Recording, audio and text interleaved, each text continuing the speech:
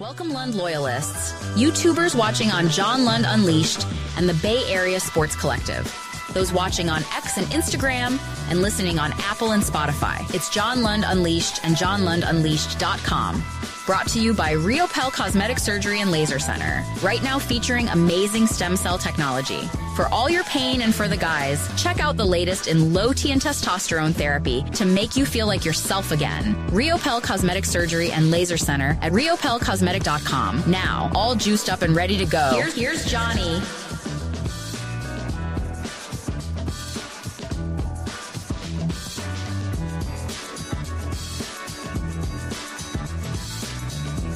Yes, good morning. Thanks for joining us on a Tuesday edition of the program. A ton to go over. As always, look who's talking. John Lynch spoke yesterday. Jed York spoke this morning. Spoke this morning. And Kyle Shanahan gripping coffee like it's life. Spoke to the assembled media as well. So we'll go over all of those things with you. Also, Jordan Hicks was great, but I'm not going to back down off of my Jordan Hicks hill, even though he was tremendous, and you have to admit that. Weird in Sacramento last night, and as I tell my Sacramento friends all the time, it's nothing against Sacramento. It's just they shouldn't be playing in a minor league ballpark. I don't have any problem with the A's if they were to somehow settle in Sacramento long term and got themselves a major league stadium, but it's not. It's just different. And you should be playing in a major league stadium. And we saw some of the shortcomings. And I don't know if it's going to be a bandbox after the Cubs scored 18 runs, but that is something that we need to discuss today as well. But a lot of the today is going to be hearing from Kyle Shanahan, and David Lombardi did a great job of setting the camera up. So not only is it just the quotes, and a lot of times it's like, well, he said this, but you want to see him say it and hear him say it. So I got about 3 or 4 of the most relevant Kyle Shanahan cuts from this morning at the owners' meetings in, or the NFL meetings in Palm Beach. I have one from Jed York that doesn't lend itself to the negotiations. But again, to me, it's another sign that things are going in a positive direction for Brock Purdy in these contract negotiations. So I'll give you a little bit of reporter's insight into those kind of things. Giants recap, as I said, the A's from Sacramento. Great gesture having the 24s for Ricky Henderson and the Dubs. And I know we say this a lot, but it is certainly the most important week for the Warriors for the season. I don't think there's any question. In the Grizzlies, this is one of those games tonight where it's a gotta have it, because the Grizzlies are struggling. They're a complete mess.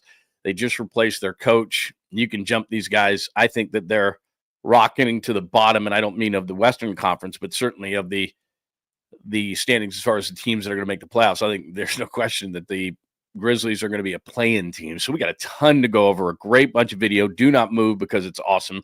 Before we do roll call this morning, welcome. If you are new to the show, it's John Lund Unleashed on YouTube. Was with KMBR for years and 95.7 The Game and in the Bay Area. So if you are outside of the Bay Area, welcome. If you are new around here, welcome. Please say hello in the chat. If you're watching on X, thank you very much, as I'm watching the numbers grow on X right now, at John Lund Radio. Let me, as I always do, I can always forget about Instagram. So let me hit up our Instagram listeners and viewers so we can do that. I just hit Instagram. So Instagram is with us. Also, you're watching on Facebook, John Lund. You can friend me up or hit John Lund Unleashed there. LinkedIn, we're bothering those people, and Twitch. Thanks, however you are watching. We'd love it if you jumped into the chat room on YouTube, and that's a great way to watch, also to interact. And if you are in that room and you're new, please say hello. Make sure that you subscribe to both John Lund Unleashed and to the Bay Area Sports Collective. You see that B in the corner, and you're like, hey, I get John Lund Unleashed. What's that BSC? Bay Area Sports Collective. If you would hit up a like and follow on that one, that is my show. Also, Tom Tolbert, formerly, of course, of KMBR, and Polymac and Creative Tony. Polymac and Murph did the morning show for years and years and years, and they're doing a great job, too. So all 3 of those shows are in one place, so make sure that you hit those things up. Plus, what'll start happening is opening day is on Friday. I think I'm going to go to the A's, because I can't keep talking about this park and the shortcomings of the park, not the people, not Sacramento, nothing like that, just the park that they shouldn't be playing in, and not go to it myself. And I will not deny that the atmosphere last night was really, really cool, at least on TV. And then I was texting with my friend Chris Townsend, who I've known for years, and asked him, because he was in the ballpark with Steve Sachs, and he said the same thing. I mean, the ballpark atmosphere was really cool. It's just The rest of it, people sitting on lawns, and it just had a very minor league-ish spring training feel to it. And then the Cubs made the ballpark look really, really small. So I don't know if that's going to be something that happens all season or whatever the case may be. But some good and the bad, some bad from last night. It was just a little bit weird. But we'll get into that conversation as well. And I might head up there. I was thinking on Wednesday, because there's a day game, I might head up there just so that I can see it for myself and then be able to give a firsthand report rather than complete speculation on my part. So we'll do that. But it is episode 103. So my least favorite day of the year, I'll tell you about that. I'm not an April Fool's person. I think that, again, you know me, I'm not serious, and I like to have fun and all those kind of things. And when you're a kid, I understand it. But when news organizations have false things, or an Adam Schefter, or all these people trying to fool everybody, it's just an annoying day. And I'm here to tell you, because maybe you just woke up and you forgot, it's April Fool's. I don't think anybody can be fooled anymore. Everybody tries it on social media. Like, I already saw a thing just because my kid goes to Arizona State, that they did a thing. We're going to make the field maroon this year. And they made it, like Boise State has the blue one. They have this maroon field. And it's like, come on, man. We know. So anyway, I do have a story from April Fool's that's kind of funny, though. But my least favorite day of the year, there's no question. John Kyle Jed. So John Lynch spoke yesterday. We discussed some of it, but I want to reiterate a couple of things he said. Kyle Shanahan, as I said, we'll have some video from him. We do have one cut from Jed York, thanks to our good friend Tracy Sandler from the Fangirl Sports Network, and she's there, and this was an interesting thing, but I'll tell you what it means in what Jed York said. Not what he said, but why he said it and what it means. We'll get into that. The Giants recap, you cannot deny, even if you're me saying Jordan Hicks belongs in the 7th inning, that's his spot, that last night he was absolutely tremendous, so we'll get into that. A's game 1 from Sacramento, the number 24s, Dubs and Grizz I talked about, and random stuff happens throughout. I do have a sweet, clean, family-friendly caboose pistol item. I think I put it on the board here. Let me check. I did. I did not read the article. I just think it's really weird, and so I got that. So we do have a caboose piece that I will be adding to everything as well. So anyway, welcome. Happy Tuesday. I hope you are doing great on this Tuesday. Good morning. Let me jump up here and see who's hanging out. Baba Booey, thanks for joining us. That was late last night, 4 a.m. Vernon says, what's up? Nice. Getting up very early. Fiend is here. Tacky, you tripping. What's going on, man? You tripping, and I'll get into this. I have a bunch of Kyle stuff. Ayo! Kyle telling reporters, the owner, meaning that Jake Brendel is one of the best centers in the league, just another offseason stage. Like I said, what they do is, and I'll explain all this a little bit later after I go through roll call, but just real quickly, it's lying season 24/7, 365. And if you say that your center sucks, which you'd never do, in case you got to keep them, you don't want to tell teams what you're after, even though you can look at the Niners defensive line and say, well, they've got to draft defensive linemen. They're never going to say that. We like Evan Anderson, and we think that Jordan Elliott's going to bounce back and have a nice, that's what they're going to say. Not only because those players are on their team and they're trying to instill confidence in them, but also because you're not going to tell the other teams what you're going to draft and who you're going to go after. So that's kind of why they say nice things just about everybody. I mean, even Jake Moody was asked about today that I'm going to play, and Jake Moody sucked at the end of the year, and Kyle Shanahan was pissed off, but he didn't say bad things about him because they just don't want, the Niners are after a veteran kicker. We better grab this guy ahead of them, or you just don't want to give anybody anything. So that's kind of why they say what they say. So don't believe everything that you hear. And right now, this close to the draft, don't believe anything you hear, because there's leverage and all sorts of stuff like that. Good morning, Mike. Good morning, Jazz fan. Good morning, Francis. Ryan D, what's up? Danny Golden, good to see you. Danny, good to see you. Nathan is here. Lynn, did I say that? Kenneth is here. Good morning to you, my friend. Did I already mention Nathan? Yeah, very nice. Great to see everybody this morning. Happy Tuesday. I hope you are doing great. All right, where do we start, man? Oh, let me start with this. April 1st is my least favorite day of the year, only because I'm not a child anymore, even though I act like it a lot. I'm not a child. I'm kind of an adult to a certain point. Physically, I'm an adult. Mentally, comes and goes. Sophomore, certainly.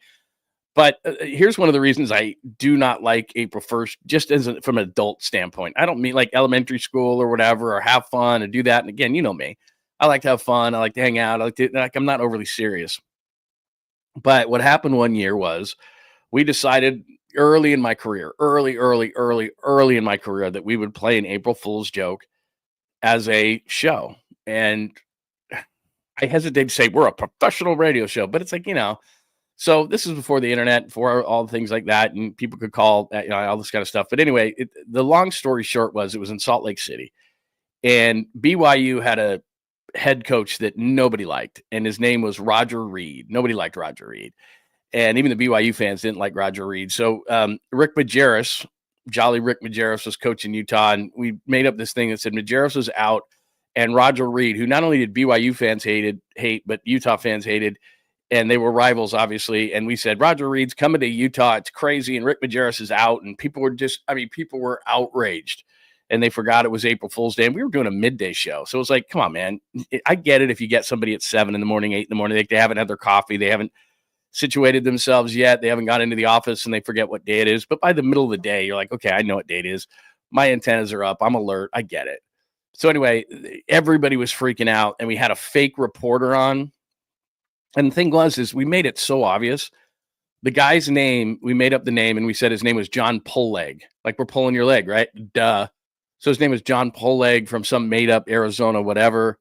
And yeah, he's a Pac-12 insider or whatever. And, this is going to happen. And so people freaked out. So what happened was a guy got fired and I knew the guy. It was a kid, actually. It was a young kid who had worked himself into the business. He was a producer of a show. And he told this rival show of ours, sports station of ours, a sports show of ours, that this was the truth and all this kind of stuff. And so they run with it as serious. And somebody comes into our studio and goes, hey man, this guy's name was Chris Tunis, was the guy that was doing the show. And he said, hey, Chris is running with this opposite you guys. And we thought it was funny at first. And then it got kind of serious. And then they fired the producer later because, it was dumb for the producer to run with it and not think of the day and all this kind of stuff. And anyway, they ran with it and the producer got fired. And I felt really bad because the producer used to work with us. And I don't ever know what happened. It was actually a woman and she got fired. And I felt really bad about it. And then from that point forward, I said, I'm just not doing that. I'm not going to do anything like that. We're kind of a professional organization people expect, even though, again, you like to have fun and all that kind of stuff and people should know better. And we were making it so obvious that it was a fake story, but people just let their emotions, because BYU and Utah hated each other so much, people just let their emotions and it kind of hit on a chord. And it was just a really, I don't know, kind of a perfect storm kind of a thing. And so this producer gets fired. Plus the guy who was doing the radio show opposite us was kind of a mentor. He was an older guy, was always very, very nice to me. And I just felt bad. I was just, we're competing against the guy. I understand that, but I don't want a producer to get fired, a young person. And I don't want, this mentor of mine. And I think I told you a story the other day, maybe 3 or 4 days ago, where I said I was standing there during a playoff series against the Jazz against the Kings. And a reporter who had known Karl Malone for a long time was getting this insight. It was actually on Chris Webber. And Malone's going off on him. And I turned my recorder back on, and this guy got really mad at me, who was the beat reporter for the Jazz, saying, you getting all this? I'm like, yeah, I mean, what do you want me to do? And then the beat reporter went to this guy, Chris Tunis, who was a veteran radio guy, and goes, hey, this is what Lund did. Would you have done this? And Chris backed me up on the whole thing. So I knew this guy. He was a mentor of mine. He had my back before, and we're screwing with his show, which was opposite our show, and his producer runs with it, and they start acting like it was a real story. And I'm just like, first of all, that is on you to a certain extent because it's the middle of the day. You should know better. Our reporter's name was John Pullleg. We were laughing through the whole thing. And there was no communication like now where it's on social media, everybody could have said, you're full of it. You guys, come on, whatever. Well, there was none of that. And so they ran with it. They ran with it as a story, as like a true story. And it was just blowing up and going crazy because everybody hated this coach. Majerus was beloved by the youth. We're like, Majerus is out. This guy, Roger Reed, is in. And Reed had just been fired by BYU. Everyone hated the guy on both sides of the rivalry. And they were freaking out. And so I just thought it was so outrageous. There was no one who was going to believe it. And people did. And then the station opposite us went with it based on the producer hearing our show or whatever, or getting rumor of our show or whatever the case may be. She got fired. He had egg on his face. And I just felt really terrible. So from that point forward, I just went, you know what? I'm not doing that. Like, I'm not going to do anything like that. I don't want people getting fired. I don't want to, because I saw the guy, he was a reporter and he would go to games and everything like that. And I'd see him at games and I was like, oh boy, this guy hates me now. And he helped me out. So anyway, that's my backstory that at the time, it was funny. And I was like, oh my God. And people kept coming into our studio going, no, I'm listening to these guys. And we would listen to them during breaks and they were going with it. Like it's a news story and going crazy. And I'm just like, what in the hell? And that was when phone calls were huge. Like we just go phone call. and we were on like a 10-second delay. So if someone did call up and say, hey, this is a bogus story, you guys are stupid, we just dump them. And then that didn't get on the air. But they were getting callers too. And, they were debating back and forth whether it was real. But I was just like, you got to be kidding me. Believe me, they probably went with it for 30 minutes.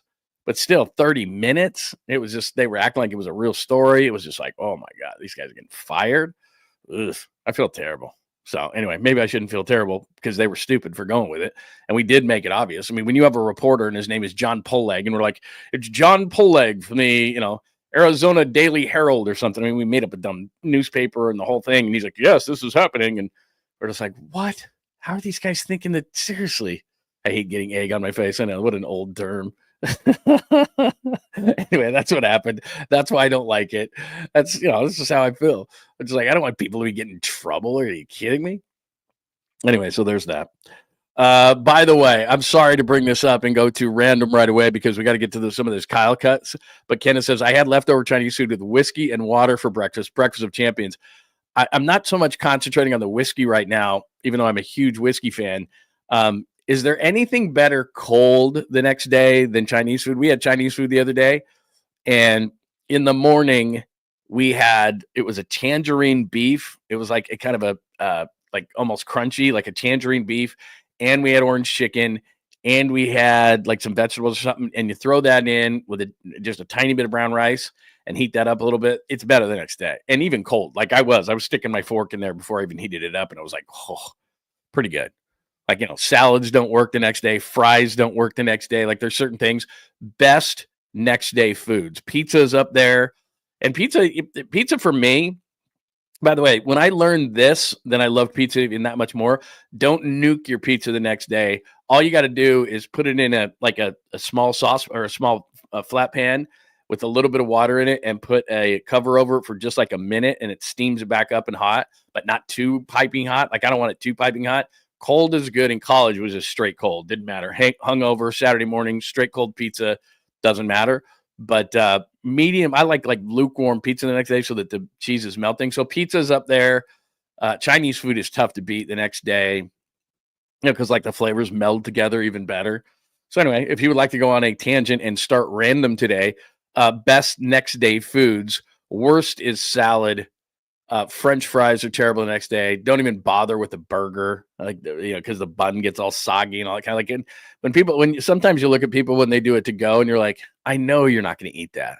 Like our kids in our house, my wife always brings home to go stuff for them, and I just look at her like, they're not eating leftovers. Like they're just not leftover people. I have no problem with leftovers, no problem whatsoever. But when you're steak is tough the next day because, if you want it, you have it perfectly cooked in a restaurant, right? Like medium rare, and you're loving it, and you take it home, and it's like, well, what do you do so that it doesn't get overcooked the next day? Same kind of thing. You can put it in like a steam thing for just to heat it up just a little bit, and it tastes really, really good. Yeah, orange chicken is a great call. Yeah, cold orange chicken the next day is absolutely great. That's what we had. We had like a tangerine beef that was more like a crispy thing. Had a coating on it. It was really, really good. And then and the orange chicken, it was outstanding. Like the next day, even cold, like I'm sticking my fork in it, eating it cold. And I'm like, we got to heat this up just a little bit. It is. It's so, so good. Anyway, if you would like to do that, that would be fine. That would be nice. Tri-tip. Look at somebody going, oh, there you go. Air fryer. Good call there, Khalil. Air fryer for fries the next day. That's a good call. That's true. I do have an air fryer, and I use it on like so much. It's unbelievable. But, I never thought of that. That's a great point, man. There's air fryer pizza. There you go. That's a good call right there. So, yeah, air fryer. Pizza hands down, says Vernon. Pizza. Chinese food's pretty hard to beat, man. I guess it's between Chinese food and pizza the next day for the reheat. The next day reheat. Somebody said, oh, cold pot stickers. No.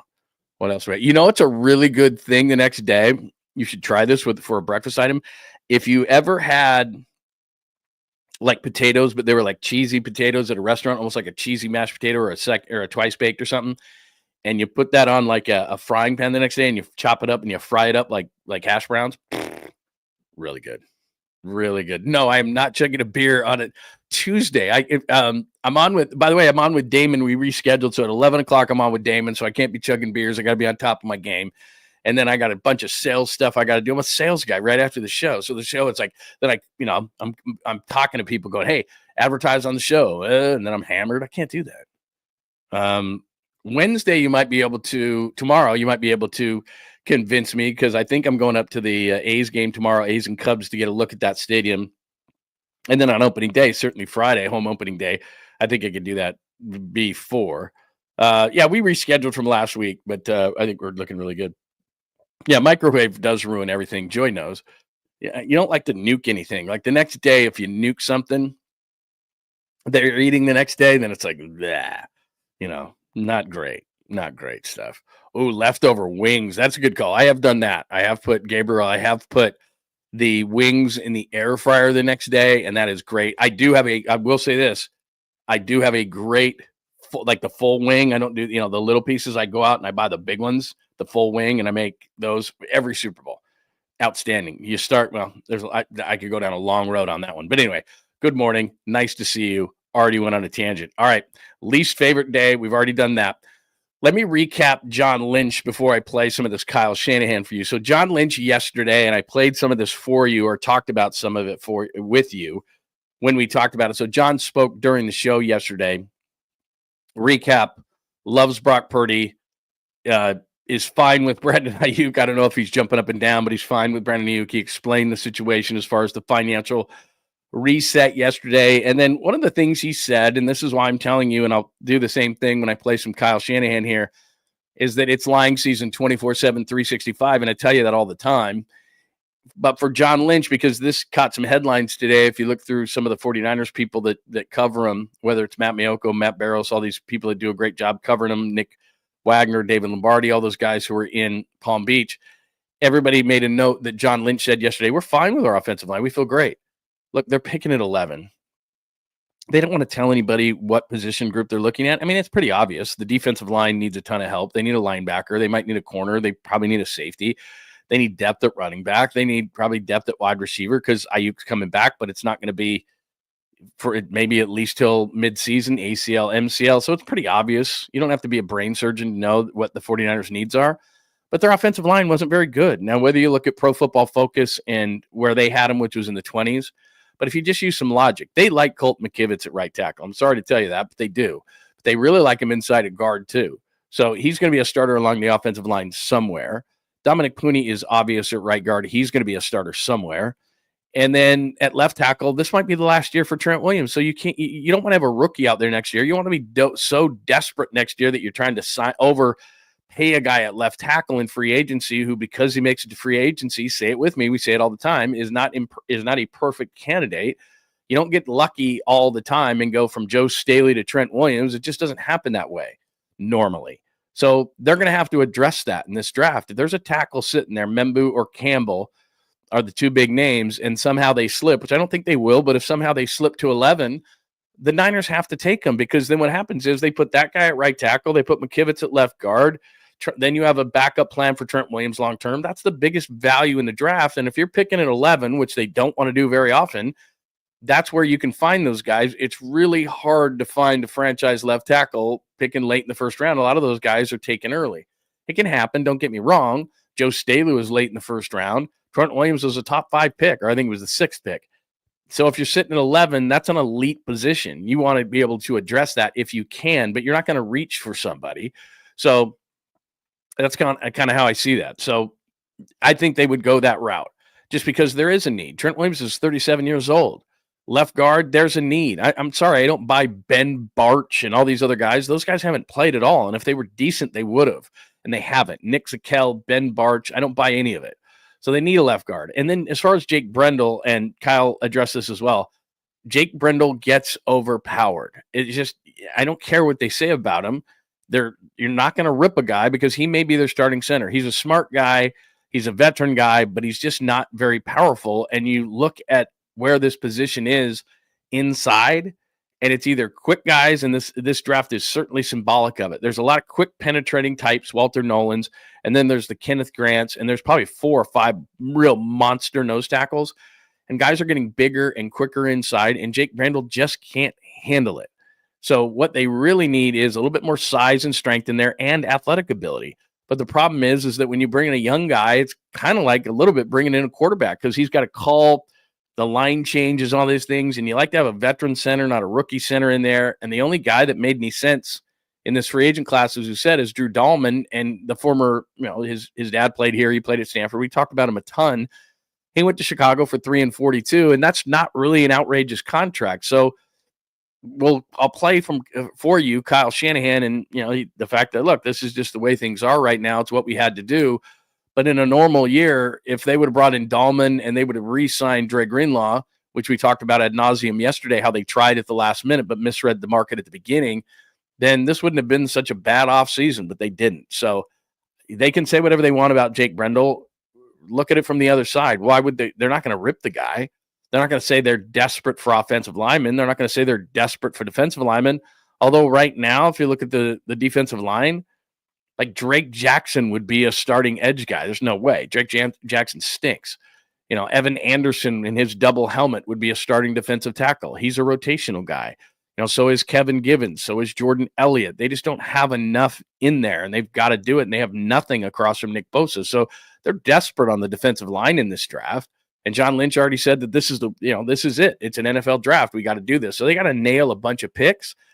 But where they're desperate. But I don't care if they had nobody at the position. Like right now, they essentially have no one at edge opposite Nick Bosa. It's guys like Robert Beal, Drake Jackson, Sam Okawanu. Those are not starting caliber edge rushers opposite Nick Bosa.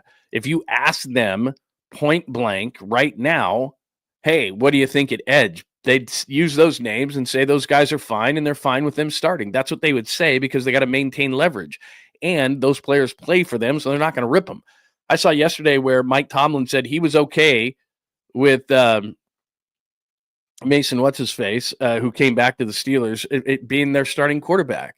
And it's like, what are you talking about? Of course you're not. Over the offseason, the Rams said when they were negotiating with Matthew Stafford that they were okay with Jimmy Garoppolo being their starting quarterback. And I laugh. I'm like, nobody believes that.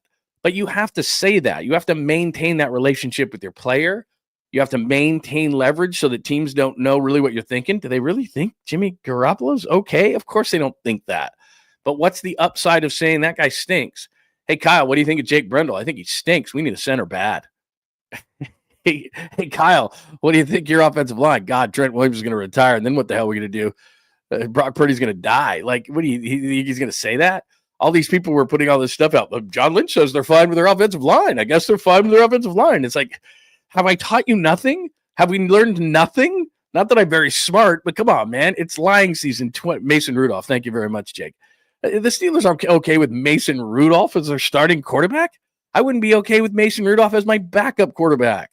What are they trying to do? They're trying to maintain leverage. They're not going to say that Mason Rudolph stinks. Hey, Mike Tomlin, what do you think of Mason Rudolph? I think he stinks. We're dying for a quarterback. I pay Aaron Rodgers anything. You can't say that. So we know this. It's just I'm here to remind you every once in a while that just because John Lynch says the offensive line's okay does not mean the offensive line is okay, because it's not. But they're not going to panic. Hey, Kyle Shanahan, what do you think of a linebacker next to Fred Warner? I'm all for it. Of course he's going to say nice things about his guys. Maybe he believes some of it, but like I said, I've been behind the scenes for almost 30 years in every one of these professional sports. What they say and what they believe, those are two different things, man, a lot of times. And what you logically think is exactly what they think.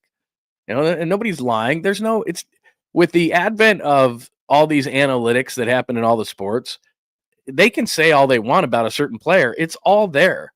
The numbers don't lie. Now, sometimes they do, and sometimes they get manipulated, and a lot of people like me will use numbers somehow to get a point across it. So they're not always 100% accurate.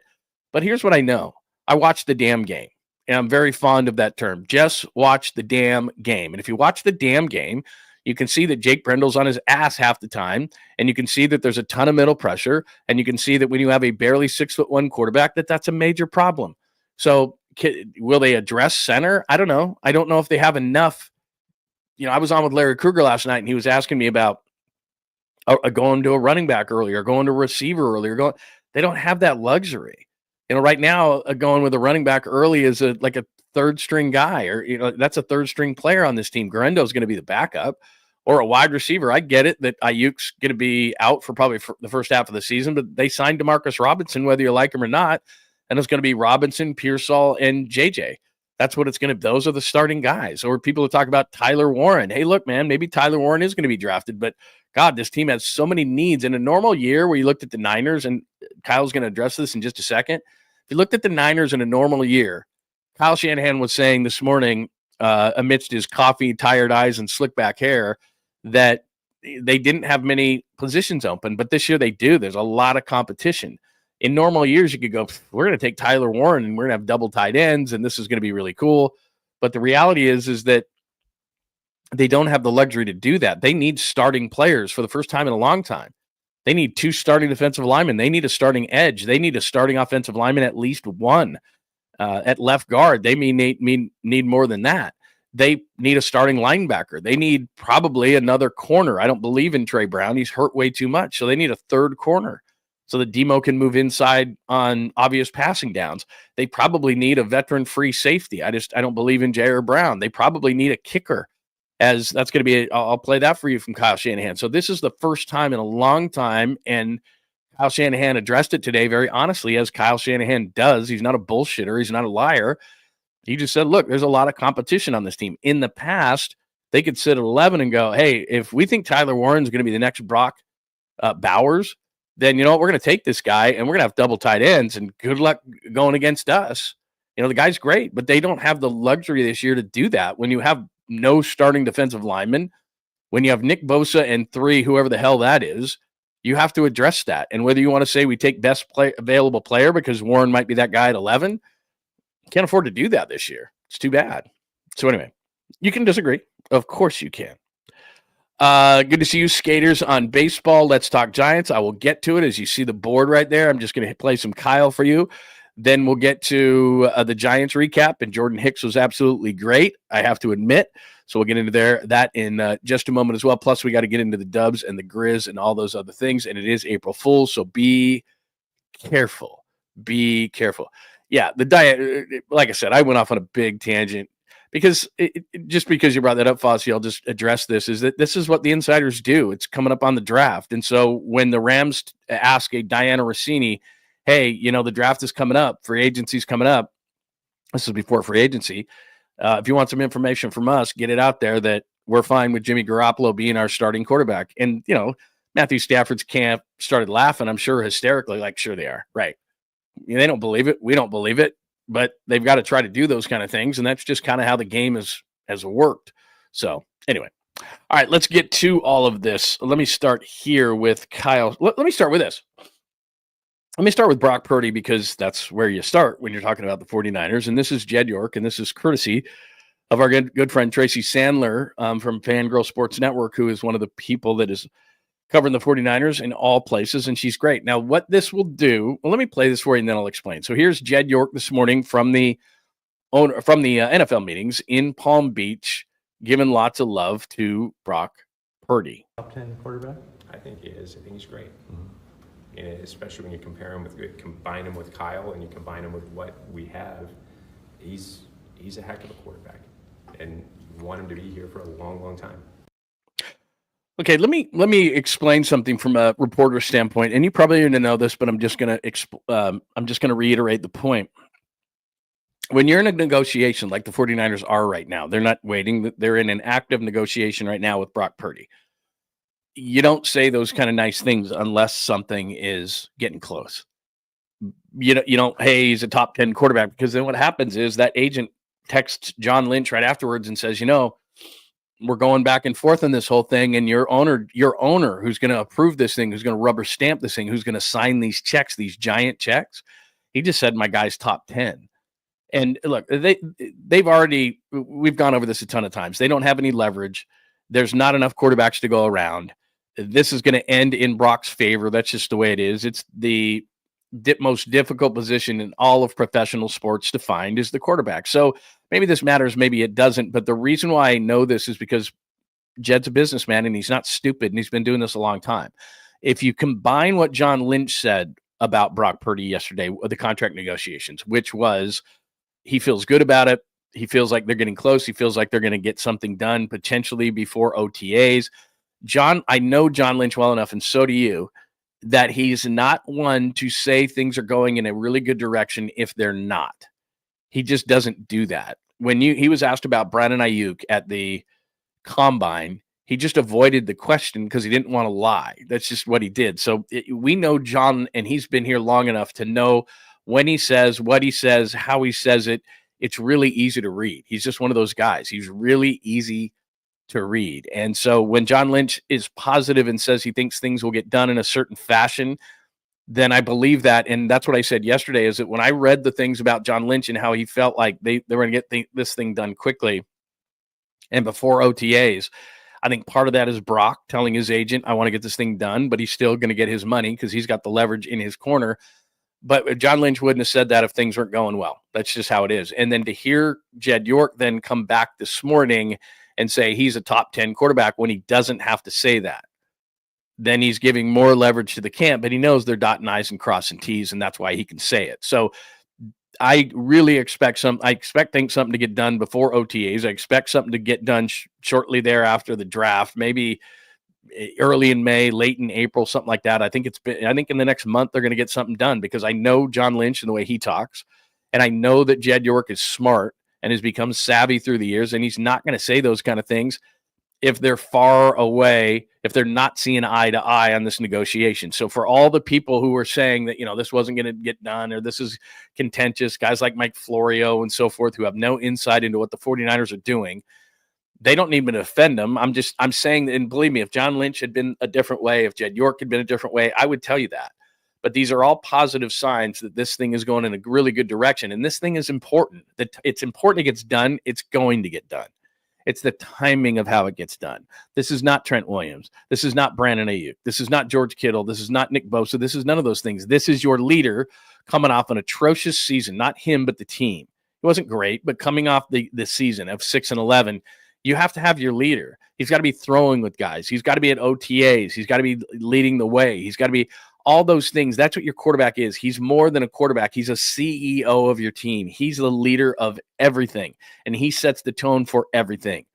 And in the offseason, when you get on the same page with your receivers, that's when it happens. And I say this all the time. When a 300-pounder in November is in your face wanting to rip it off, and you've got 2.2 seconds to decide amongst 3 or 4 routes of, okay, I see the inside leverage on the corner. That ball's got to go outside. That receiver's got to read the same thing. Well, how does that happen? It happens a lot of times in the offseason where you say, hey, when I do that route, you can stop it right in the middle. There's nobody out there. It's you and the receivers. Hey, man, when I'm doing that, here's what I'm thinking. Here's what I'm looking. You communicate and you do that. What do you think they do that in the offseason? Look, it happens in camp. I understand that. It happens all the time. But the more work you can do with somebody, the better. And I know that I was talking to Larry Krueger, and I was on his show the other day, and Brock Purdy said it takes about 3 weeks. It takes about 3 years. I'm saying that it, like in a telepathic nature, to not even have to think, I know where this guy's going to be. And when Brock Purdy, who's an anticipatory thrower, and more than maybe anybody else in the league because of his limited size and physical abilities, and I'm not saying he has a wispy arm because he doesn't, but he anticipates throws more than probably any other good quarterback in the league, you better be where you're supposed to be. That's why Deebo Samuel's not on this team. That's why I'm glad Brandon Ayuk is back on this team, because Brandon Ayuk's a good wide receiver. I think that one thing, if I want to reiterate something, and then I'll get to the Kyle stuff, I think this all got lost, is that it's a good thing that Brandon Ayuk is back. I don't pay the bills for Brandon Ayuk. I don't have to rubber stamp the check.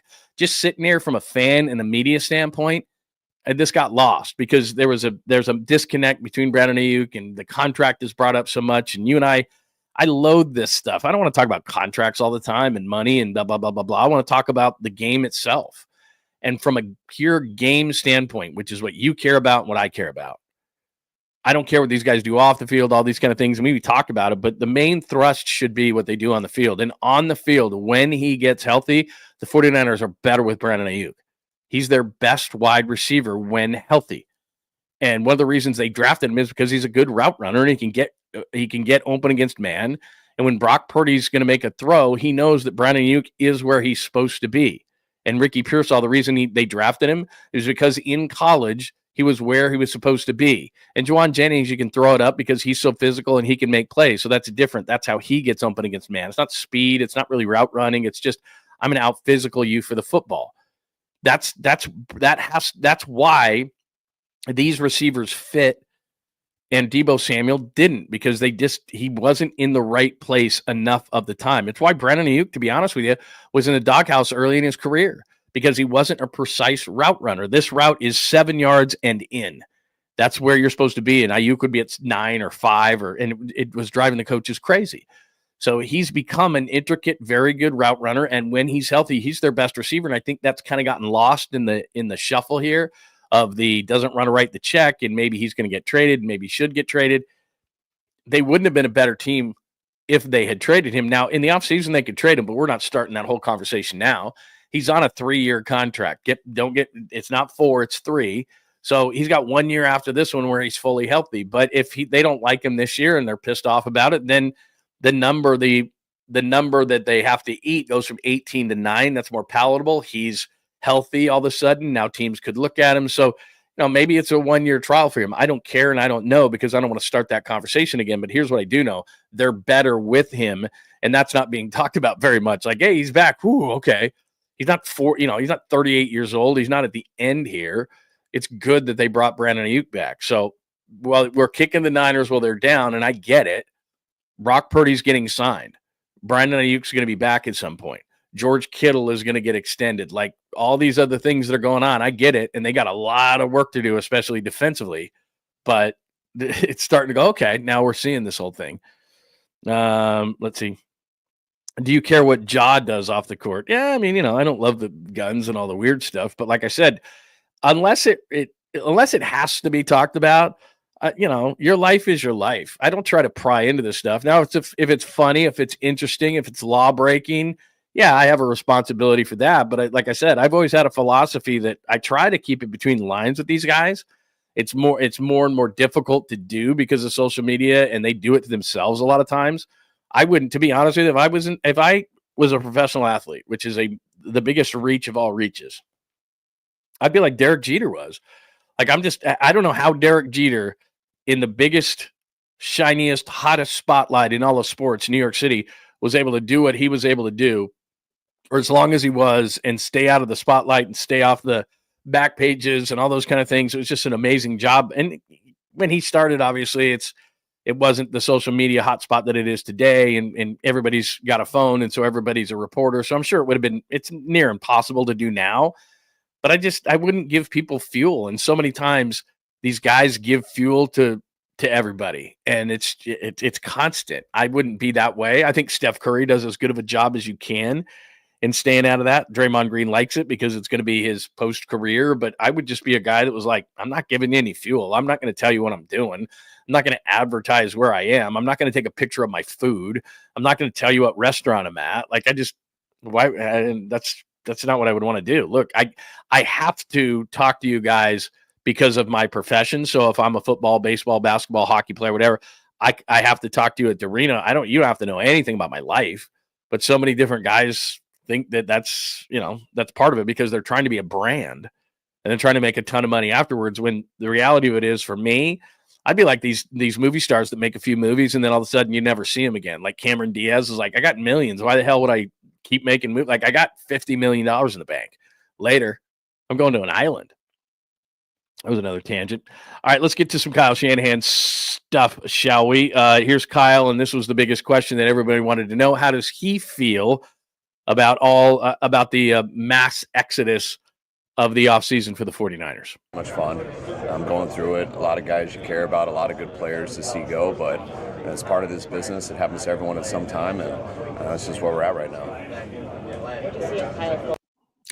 By the way, Kyle, very stylish. I like the camel, I guess I would say. It's got the slick back hair, looking good. I'm not sure if we'll see in one of these videos. He is addicted to Starbucks. And I don't think, well, you got to be a morning person. I was going to say he's got those tired eyes in the morning and he's not a morning person, but he's got to be a morning person. I mean, he's there 24/7, 365. So here's his thoughts on Brock. And it kind of goes into a conversation of some competition. But here is this. I think Nick Wagner asked the question about this tie-in. And it's not so much Brock's performance, it's the tie-in between paying Brock a bunch of money and having to get all these salaries in check and losing players. Here's what Kyle said about that. There's going to come a reckoning at some point. We're going to have to clear out space for that too. No, I think that's definitely the deal. And that was one of our reasons why, we traded up to go get a rookie quarterback 4 or 5 years ago, whenever that was. We knew we had a roster who we thought we could compete with for a while, and we thought we were going to be at the back of the first round for a few years with those draft picks. So we thought in order to maintain that roster, if we could get a rookie quarterback, we'd be able to pull that off. And we obviously did that. We traded up. We got very fortunate in being able to pull off that plan with Brock, but that's kind of allowed us to keep this team for a while. And when you look at like teams who, and I believe we're in the top 5 spending the last 5 years, but if you look at the other 9 teams in the top 10, all of them have paid a quarterback. So that shows us whether we had paid a quarterback or not, we still were up there too much. This is why we've been able to pay all our own guys and really retain most of our own people. And adding the quarterback part makes it that much harder, but it was something we're going to have to do anyway. Given that, how certain do you have to be that the quarterback is the guy that you want for such a long time? Oh, you need to be certain on that. Yeah, I mean, you pay a quarterback, and that's not if you're certain about that. It's not going to be very fun after that. You've had some prolonged negotiations and holdouts the last couple of years. Are you prepared for a potential holdout at the quarterback position? I hope not. And, I know Brock doesn't want to do that. We don't want to do that. I mean, no one wants to do that. But, these are negotiations that go on between agents and our organization. And it's over a lot of money and stuff. Those aren't just things that you just knock out right away. But I believe that we will. I hope that we do. And hopefully it won't come in any football season. Okay, there's a lot of things to get to here. Rockaneur, I think, hits it right on the head here. There's a couple of thoughts. Dom says, leaning on his Al Pacino persona, which I think is pretty good. Rockin says, auditioning for Yellowstone. I would say that, yeah. Todd says he forgot the Just for Men. Yeah, he is. He's a little gray there. He's aging like the president. I told you, Tolbert and I did the first interview of him ever after his first press conference, and he had jet black hair. He looked like he was about 18 years old. He had this nice pressed suit. He had no growth whatsoever. I mean, the guy looked incredibly young. Sleeping on a cot 9 months out of a year in your office will age you, and clearly it has. But look, that's a good looking man right there. Very nice. He had the beard trimmed very much. We'll play one thing in a minute, but appearances aside, because appearances are not supposed to be show fodder, but I break that rule constantly, so I can't say that I'm angry with you for breaking it, because I thought all those were fine observations on your part of the way that Kyle looked. But let's just talk about some of the content. First and foremost, as I've said, John Lynch hinted towards it.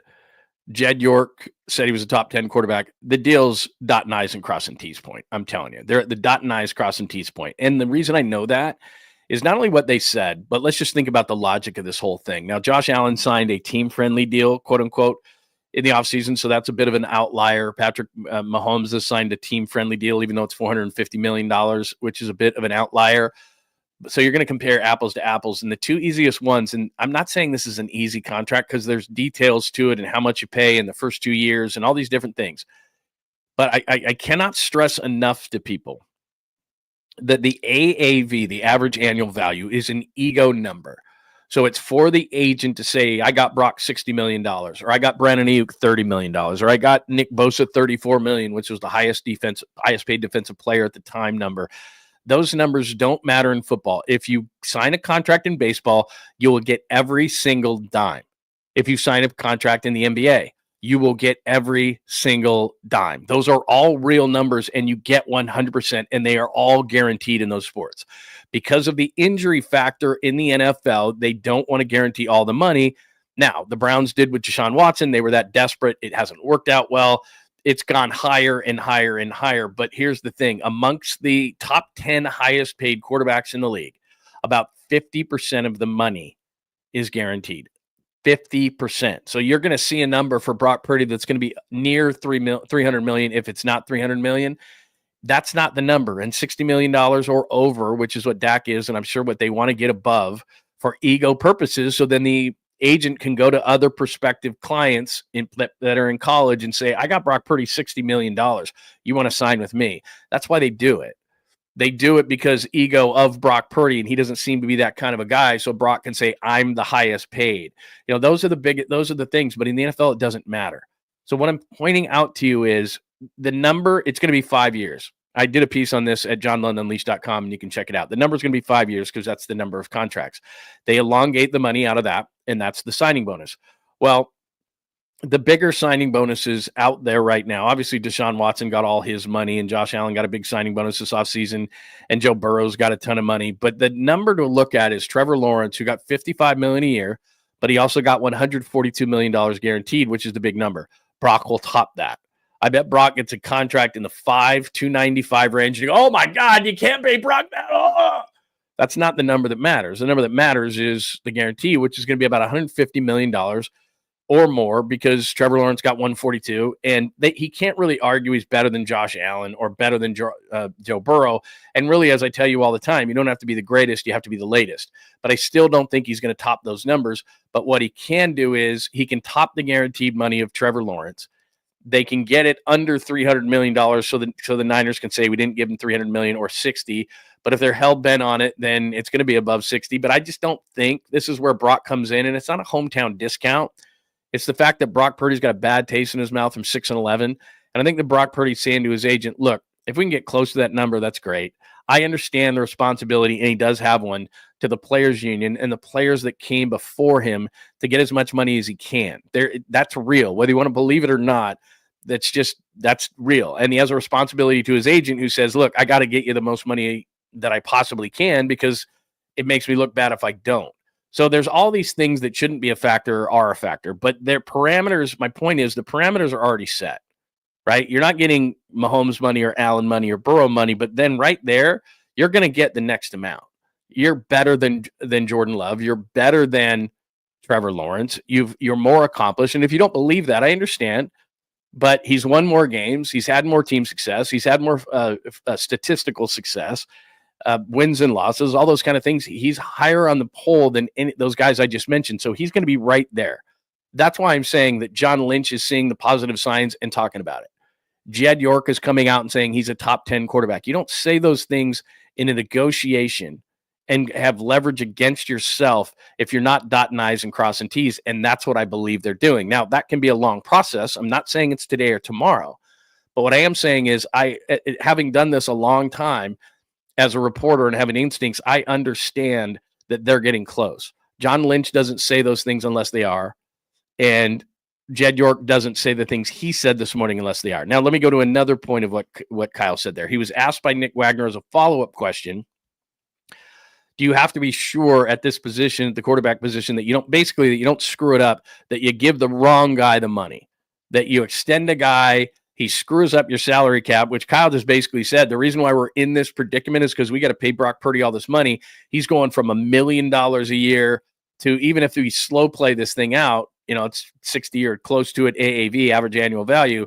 That's still the biggest raise in the history of the NFL. So even if the first year's 20 or 25 million on the salary cap, that's still a massive raise for the quarterback, and you've got to make adjustments to that. And that's why part of the reason why they're having the offseason they're having. And Kyle just admitted that.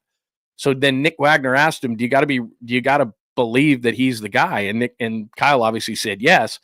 But from the end of the season, even if you felt like Brock didn't have a great season, there's excuses, explanations. They had a lot of injuries, everything else. He didn't have his great year. The Niners believe he's the first 2-year quarterback and not the third-year quarterback. And there's been no hesitation the whole time. And I don't know why everybody keeps asking or questioning if Brock's the guy, or if more so because this is not a democracy, what the organization believes. Kyle said at the end of the year, basically, he was like, he's like a son to me. I mean, he would have licked him head to toe. That's kind of what the end of the year press conference seemed like to me. And then at every turn, when they talk about Brock, they love him. They love the player. They love what he brings to the table. They loved how hard he's worked. He's only 25 years old. He hasn't played his best football yet. I don't think anybody gives him credit for that. He has not played his best football yet. He's going to get better. And when they get healthy, and if they improve their offensive line, and I believe that they will, then he's able to see, and he's not getting the middle pressure, then Brock Purdy's going to make plays. He's proven that his first 2 years. And when the talent went away, and when he tried to do too much, then he wasn't as effective. He's got to have the players around him. The scheme is really good. He fits it really well.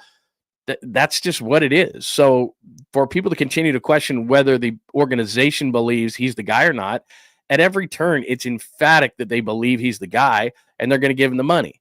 Now, the other side of that, too, is you can get out of these deals, though. And this is why the 49 Parag Marathi is really good at this. And I would structure it the same way. Look, Brock, we'll give you the $150 million, whatever the guarantee. It's going to be around $150 million, maybe more. We're going to give you this money, but at some, we're going to write this so that we can get out of it at some point if you're not the guy. You're not tied to quarterbacks like you used to be. Like I said, Sam Darnold's 3-year 110 and Seattle's 1-35. At some point, the worst contract that's been signed in the last 10 years, 20 years, maybe ever, is Deshaun Watson. Now, he's got $100 million dead cap this year. Even if Cleveland takes Shedeur Sanders at number 2, which I'm not convinced they will, even if they take him at number 2, they've got to hang on to Deshaun Watson probably for 2 more years. But remember, teams are eating more money than they ever have. And just look at the Niners. They're going to eat about $100 million in dead cap space, which means players no longer on their team. But the Broncos made the playoffs last season, and they ate $50 million of Russell Wilson's money. The Jets this year are going to eat $50 million of Aaron Rodgers' dead cap space to make him go away. How can they do that? Because the cap keeps going up and up and up. Now, in order to do those kind of things, you've got to draft your ass off and have a bunch of cheap guys on your roster. And that's where it goes back to, and I can't believe Kyle addressed this. He addressed Trey Lance without saying Trey Lance. He said that's why we went up in the draft and took a guy third, because we felt like that gives us a 4 or 5 year window. He didn't say this part of it, but what that does is by making the move up for Trey Lance, and it's part of the reason they did it, because they were paying Jimmy. And at the time, he was one of the higher paid quarterbacks in the league. They thought to themselves, we have a mid-level quarterback here who's making that kind of money, and it keeps going up and up and up. It's kind of like why Washington didn't want to pay Kirk Cousins. They just didn't think he was an upper echelon quarterback, and they kept paying him year to year to year because they didn't want to go long-term on the guy who they didn't think was an upper echelon quarterback. And so the Niners decided as part of this process is Jimmy's just not good enough for the money that we're paying him.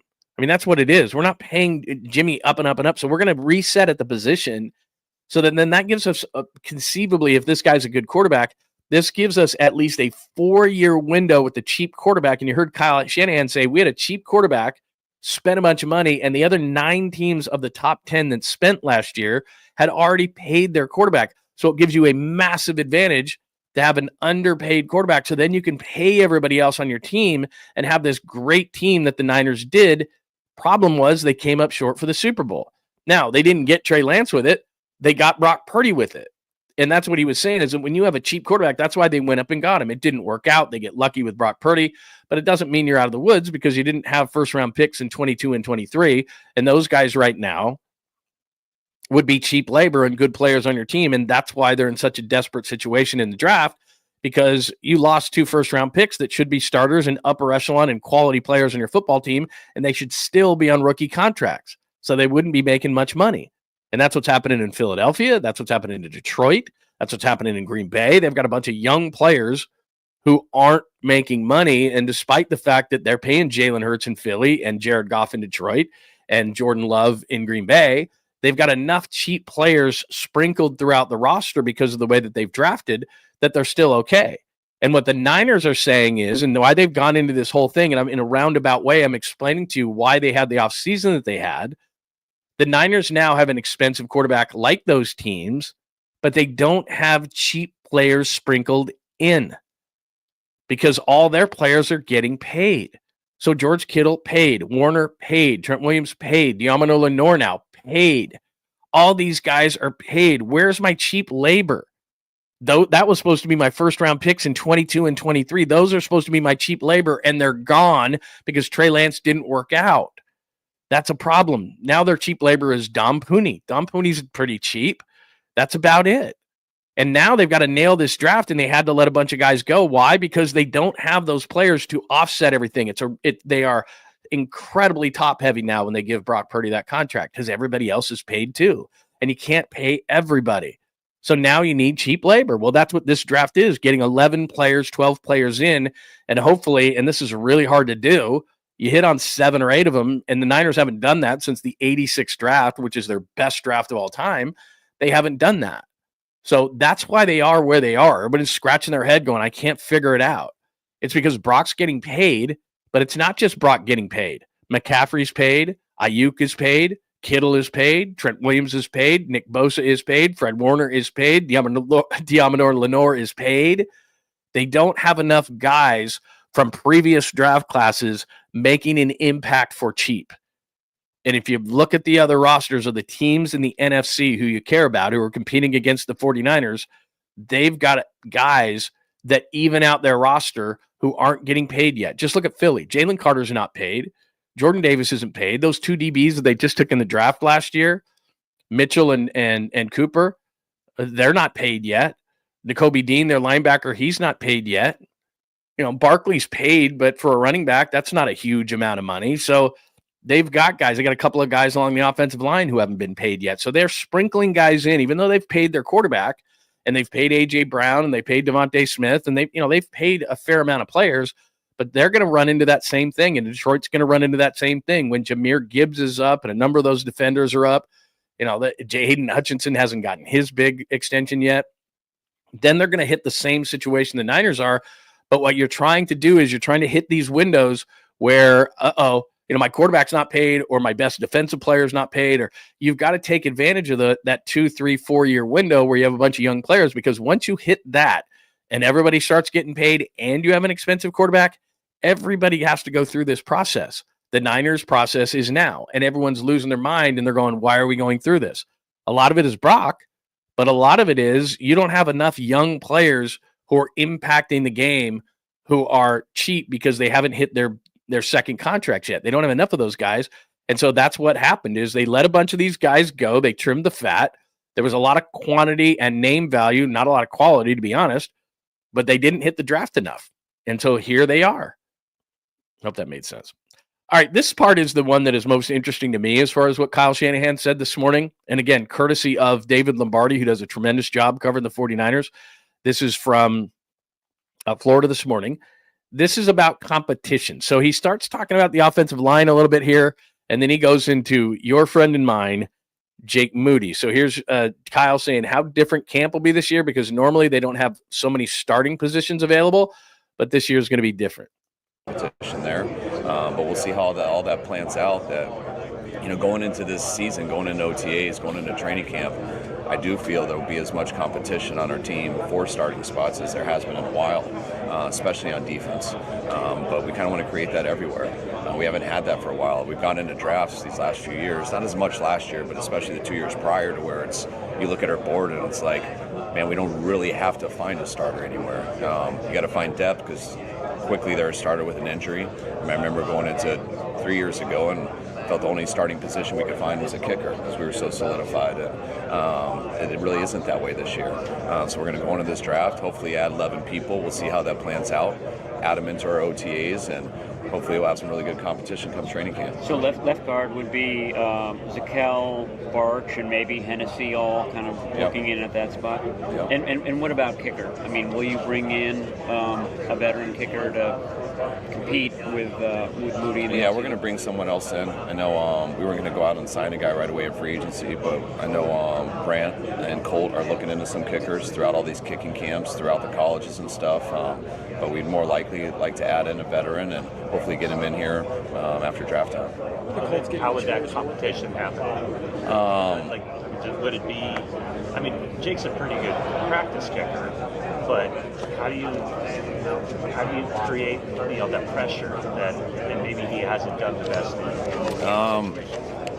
I mean, you have him compete every day in practice. You get the preseason games, and that's about all you can do. But I think when you bring in a guy and you make it serious competition, which it will be, and he knows he's got to beat a veteran kicker out, as long as we bring in a guy who's capable of taking that job and Jake respects him, and that's what puts pressure on him, because you got to respect the guy you're going against, and he does have to beat him out in practice. Yeah, the games will happen once the season starts, but the preseason will be there, and when your job's on the line doing something, going against someone who's talented, you do feel that pressure, and I do believe if you can overcome that and beat out a All All right, so you get the general idea there. He talks about Jake Moody and bringing in a veteran. I did not look at veteran kickers because I just won't. If he said, "Hey, we're going to bring in a veteran quarterback to compete with Brock Purdy," then I would look up veteran quarterbacks. But this whole kicking thing from the minute he was drafted, you know that. I was on KNBR doing the draft coverage, and I screamed out loud, "No!" Even though I walked into the draft show that day at 49ers HQ right next to the draft room, and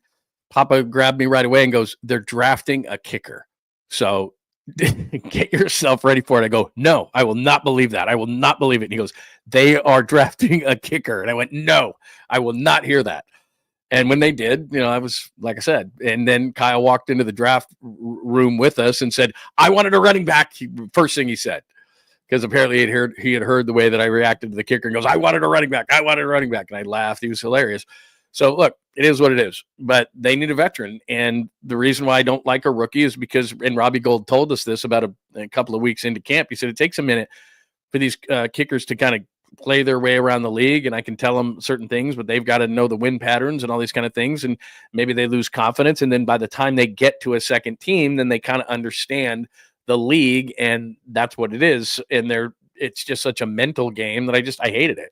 So, look, Jake has all the physical skills necessary. It's not physical with him. He can kick the hell out of the ball. The guy kicked 2 50-plus yard field goals in the Super Bowl. And so it's funny to hear Mayoko, and he's right. Mayoko said, well, what about, he kicks fine in practice, but then the pressure. He's kicked some great pressure kicks. But here's where Kyle, and I know this for a fact, this is where it drives Kyle crazy. And to be honest, I think they're going to have a veteran kicker this year, not Jake Moody. He loved the fact that even though Robbie Gould didn't have the long leg, and I tell you this all the time, the players in the bank versus the what ifs. So if you look at my Giants preview at johnlundunleashed.com, season preview, which still holds after a few games, I said there's too many ifs on the Giants. There's too few. Put them in the bank. Logan Webb in the bank. Matt Chapman in the bank. Patrick Bailey defensively in the bank. Willie Adames in the bank. And then there's a bunch of question marks. The Jake Moody is not in the bank. He's a question mark. So if I'm Kyle Shanahan and I'm on the sidelines and I'm down 3 or whatever, and it's a 58-yarder, 55-yarder, a lot of kickers in the league can do that. Yeah, okay, you had to be at the 35 to give Robbie Gould a chance. But he knew that. So Kyle Shanahan's play calling reflected the fact that he could get within range Robbie Gould of 53 and in, and he was damn confident that Robbie Gould was going to make the kick. But with Jake Moody, he's trying to game plan here, and he's going, am I getting good Moody today? Am I getting bad Moody? What the hell is he going to do? Is he going to shank a 44-yarder? Is he going to make a 58-yarder? Like, that's what is going through the guy's head. And you can't have that. I need in the bank. I don't need what if. What if Moody makes it? What if Moody misses? Robbie Gould, especially in the playoffs where he never missed a kick as a 49er, inside 53, he's making the kick. I can bank that. So I can think that way when I'm calling plays.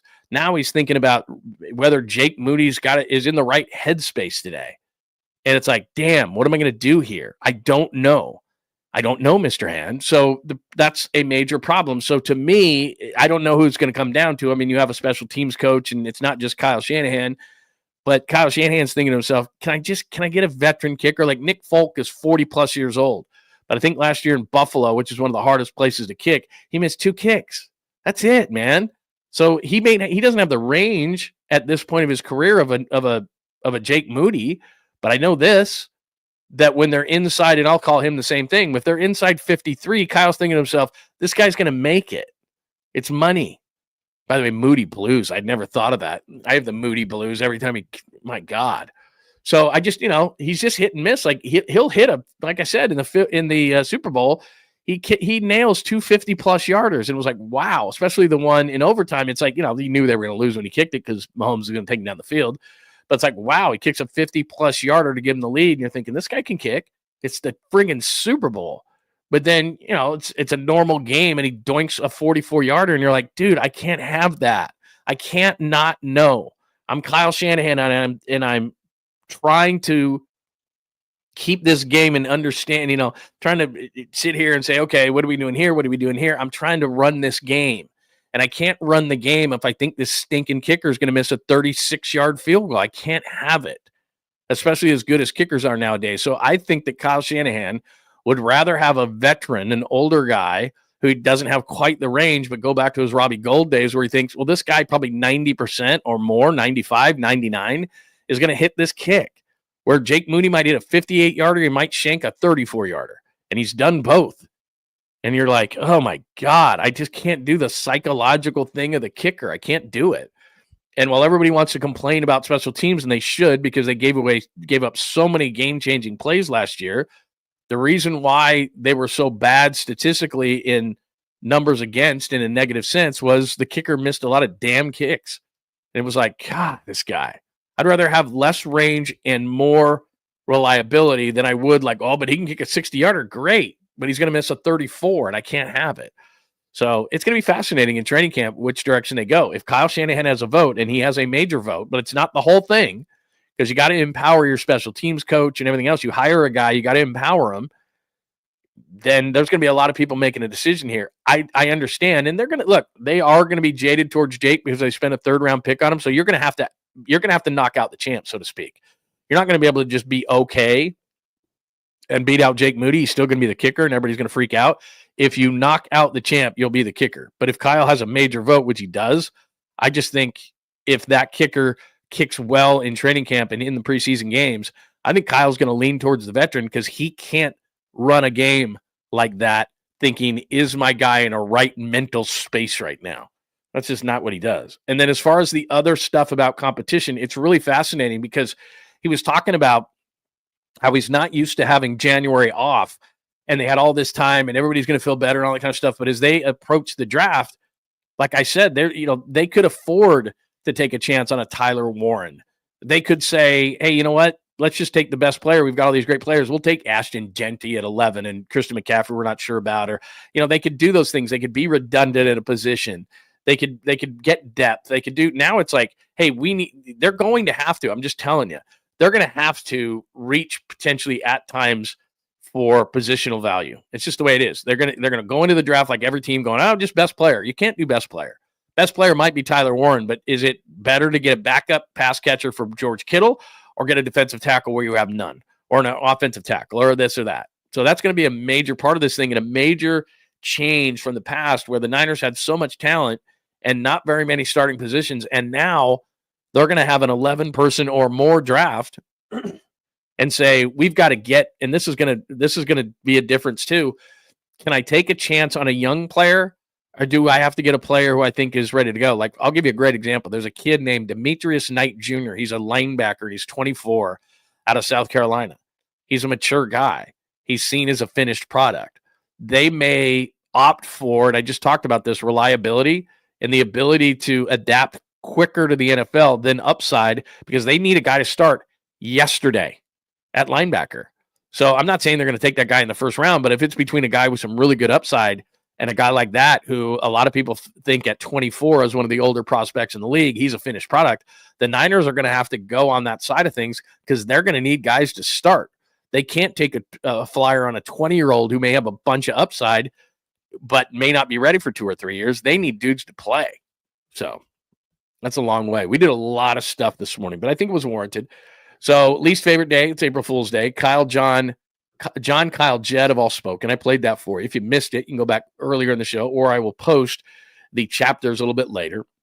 Played 3 Kyle cuts. Thanks to David Lombardi for those. Played a Jed York who heaped praise upon Brock Purdy, which tells me further that they're dotting I's and crossing T's on this thing. That's thanks to our good friend Tracy Sandler. So that's where we got those pieces of video. Lynch lying season, I was talking about the offensive line. So that's where we are as far as 49ers are concerned. We're going to go to the Giants in a minute and give credit where credit is due to Jordan Hicks in a second. But anything else on Niners, not that we can't get back to it, but I went over a lot of stuff there over just past an hour, so I want to make sure that everybody's cool. What's up, Antonio? Good to see you, my friend. Love it. Whenever you jump in, say hello. And like I said, if you're new around here, please say hello to everybody, because we've developed an awesome community of people at John Lund Unleashed on YouTube. If you would come over and join the page, make sure you have your alerts on, because we put videos out all the time. In fact, after the show yesterday, for example, I put out about a 5-minute video recapping what John Lynch said yesterday. We put out a couple of shorts yesterday. I have a couple of shorts already ready to shoot off today. So we've got a bunch of stuff that throughout the day we throw out a bunch of stuff. So we want to make sure you don't miss anything.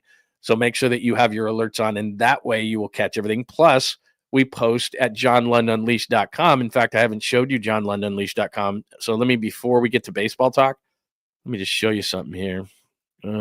Share screen.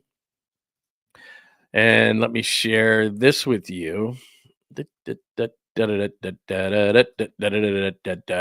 you have not checked out the 7-round mock draft, which I will do every Monday, so today's Tuesday, but yesterday I posted this 49ers 7-round Monday mock 1.0, and I'll do those every Monday until the draft. So there's just a short video. Basically, it's saying go look at the draft.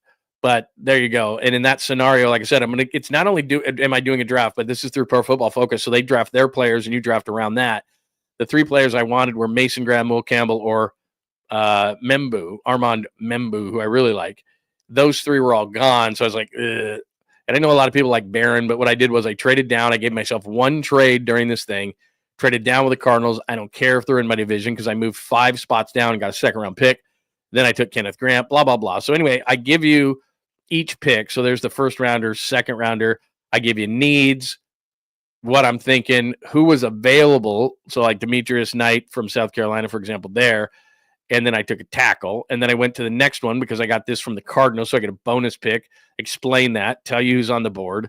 Then who's on the board. And then I give you a little bit on him. So they do get him in my mock draft. So anyway, I did a mock draft for all this kind of stuff, and you can go to johnlundunleashed.com and look at that and see the rationale. So I did it a little bit differently than a lot of people do, but I think that it's effective and it's interesting. So you can go to the homepage. You can go to johnlundunleashed.com and get a ton of stuff. That's just the blog portion of the website. So if you want to check that out, that's what you can do. And all our social media is there and all those different kind of things. So you can check that out in one fell swoop. So I always tell you all the time, go here, go here, go here. That's got all the social media. It's got all the shows. It's got archives. It's got podcasts. It's got everything. So that's what the deal is right there.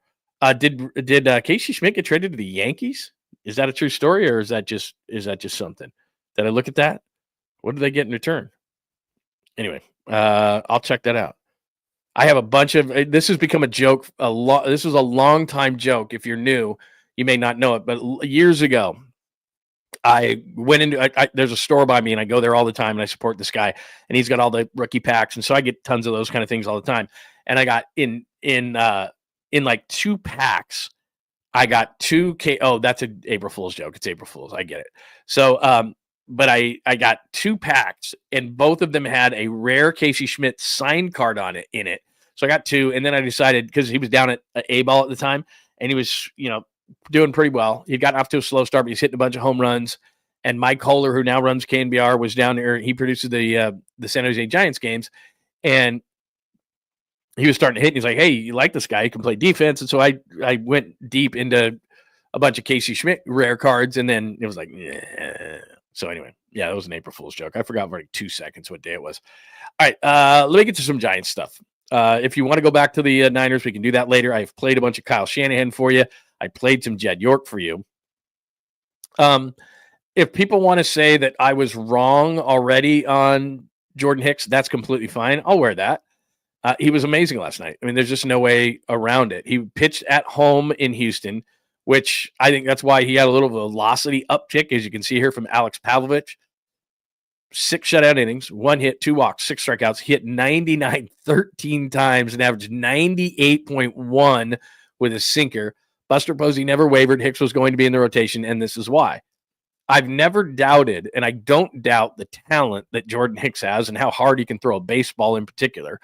It's just last year, as I watched him fade down the stretch, I thought to myself, this guy's not a starting pitcher in the league. He would be a hammer in the 7th inning, and just for a second to stay on that, because I'm not going to get off this train yet, is that 98 would have been 102 out of the pen throwing in the 7th inning, and that's 3 to 4 times a week. And I think that's more valuable than him pitching in the rotation. He was awesome last night. Awesome at home. Had a little bit more adrenaline, which is why he was throwing harder. But last year, when I'm watching him throw these pitches at 96, 97 on a consistent basis, I'm like, I'd rather have him 102 out of the pen 3 to 4 days a week as my 7th guy, Duvall in the 8th and Walker in the 9th. I think then you're playing 6-inning baseball, and I think that's more valuable. Now, having said that, He was incredible last night. He was awesome. And if he can maintain that over a long period of time, that's incredibly valuable. No doubt about it. But I don't see a seventh inning guy now. Now, maybe Lou Trevino can be that. Maybe there's a number of guys who can step up in that role. That's completely fine. But what I'm saying is that if he tires out again, and the same thing happened last year, I was catching a bunch of grief early in the season. Look how good Hicks is. Look how good Hicks is. Look how good Hicks is. And I'm like, okay, let's just wait. And he was 5 and fly, and then he got tired. And I was like, nobody hit me up after that. It was weird. I was like, what's going on? And I wasn't taking any victory laps or going, that's just not me. And I didn't say anything. And then this year it's the same thing. So he apparently put on 15 pounds, which is nice. He's another year away from relieving, and his arm is stretched out for longer outings. He went 6 yesterday, not 5, and he only threw 72 pitches. And the thing that was amazing about him, and if he can be efficient like this, then Jordan Hicks is right, and the Giants are right, and I'm clearly wrong. But he went 22 pitches in the first inning, and then over the next 5, he threw 50. He threw 50 pitches over the final 5 innings of this outing. 10, obviously. We don't do math around here, but this is pretty easy. 10 pitches an inning on average after throwing 22 in the first inning. He was probably too amped up. That's his hometown. And he was probably too amped up with a bunch of people, and they kept showing him in the crowd, all the people in the crowd. So he was clearly a little bit too amped up. He settled into the game and threw 6 innings, and he was awesome. He was incredible. And if Jordan Hicks can give him that, and Robbie Ray gave him 5 strong, and then just the wheels completely fell off on Sunday, but it's an encouraging outing to me. And Verlander, I think, is going to be better and better, and Logan Webb's Logan Webb. So all of a sudden now you've got a solid 4-man rotation, and we'll see what Landon Roop does. It's going to be Webb today, then Landon Roop. We'll see what Roop does. I would rather have Birdsong, but we'll see. But there's a couple of guys. And then Kyle Harrison had an encouraging outing in Sacramento 2 nights ago or 2 days ago or whatever it is, 24 hours ago, 48 hours ago.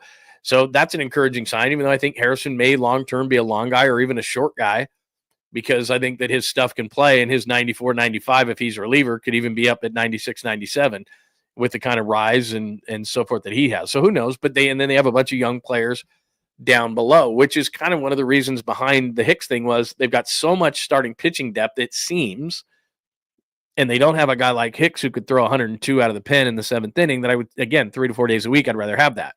But for one night, and probably for just like last year, for the beginning of the season, I think Jordan Hicks is going to be good. I didn't think that he wasn't going to be good last night. It's just the longevity. And then if he is struggling, then you got to find somebody, then it's a different role. Then you got to take a starter, and then he becomes, because he's a really good 1-inning guy throwing 102 gas. So good job by Jordan Hicks. If Buster Posey, as Pavlovich said, was like, he's going to be in the rotation and pounding the table, I never heard that, but he says it's true. So it is, because he's a great reporter. So that's the way it is. This is impressive because we all love velo. We don't care. We all love it.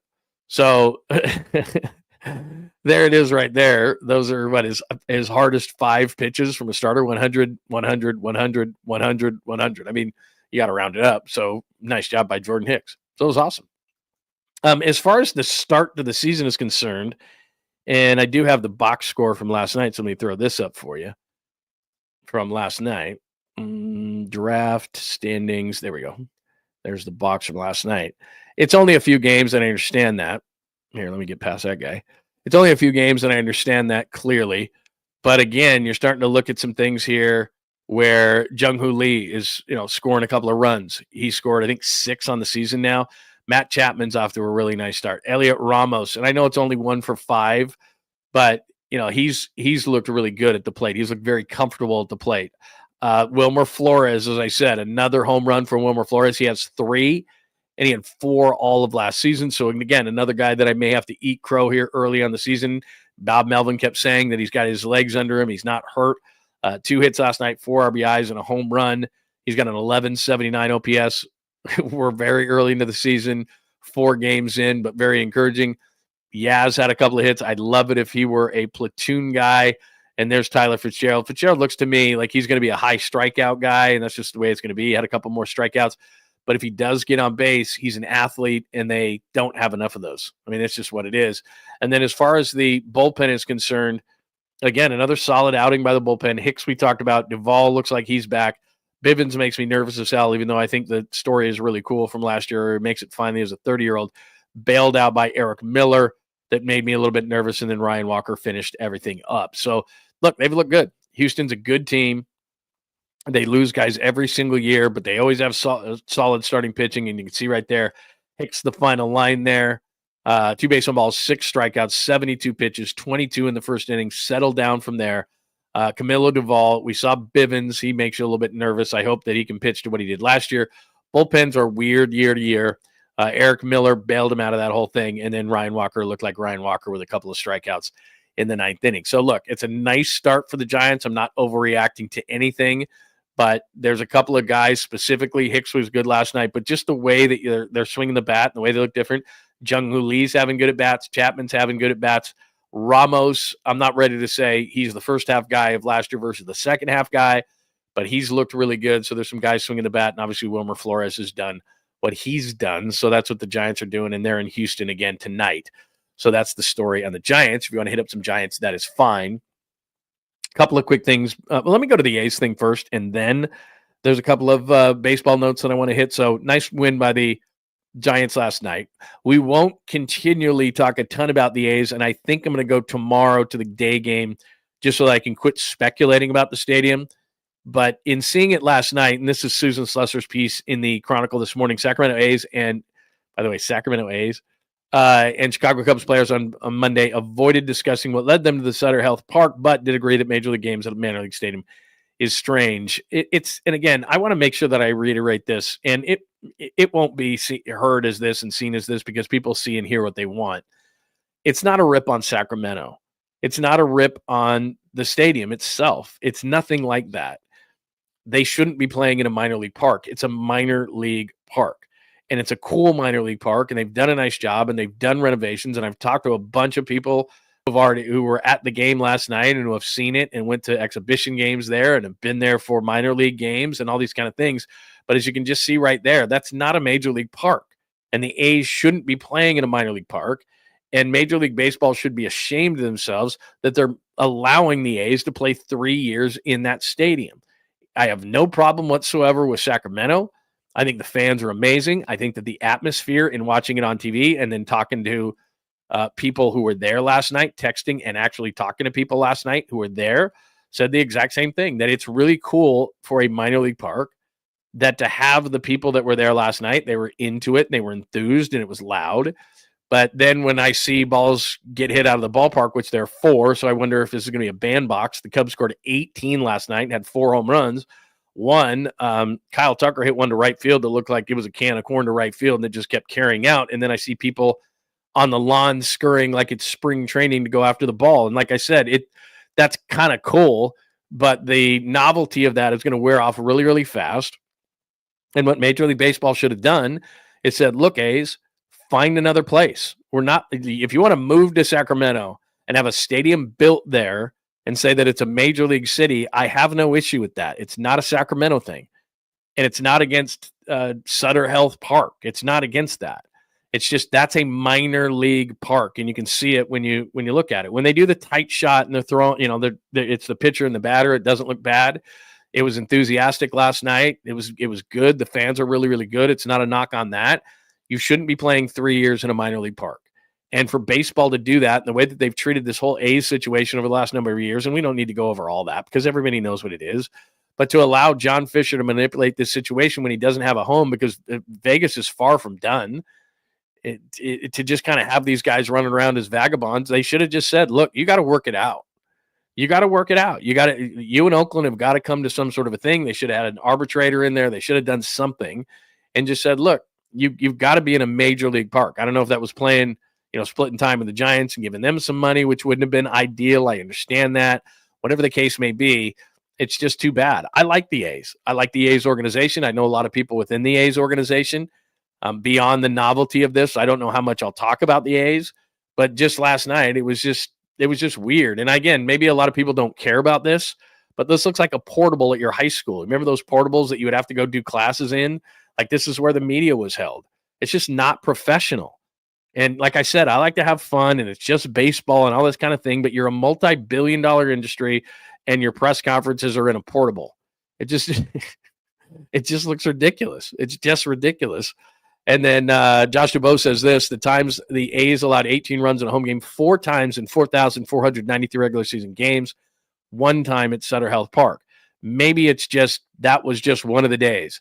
But my fear is that it's a great hitting park anyway, and those balls that died on the warning track for minor league players, major league players are just different, and it could be a bandbox. And I did say, and my son bet this for me, I did do that bet. Remember I told you at the beginning of the season there was a prop bet that I liked, Brent Rooker plus 2,500 to lead the American League in home runs. Yes, above Aaron Judge, who already has, I think, 4 with the those torpedo bats that the Yankees are rocking, which has become a really big deal.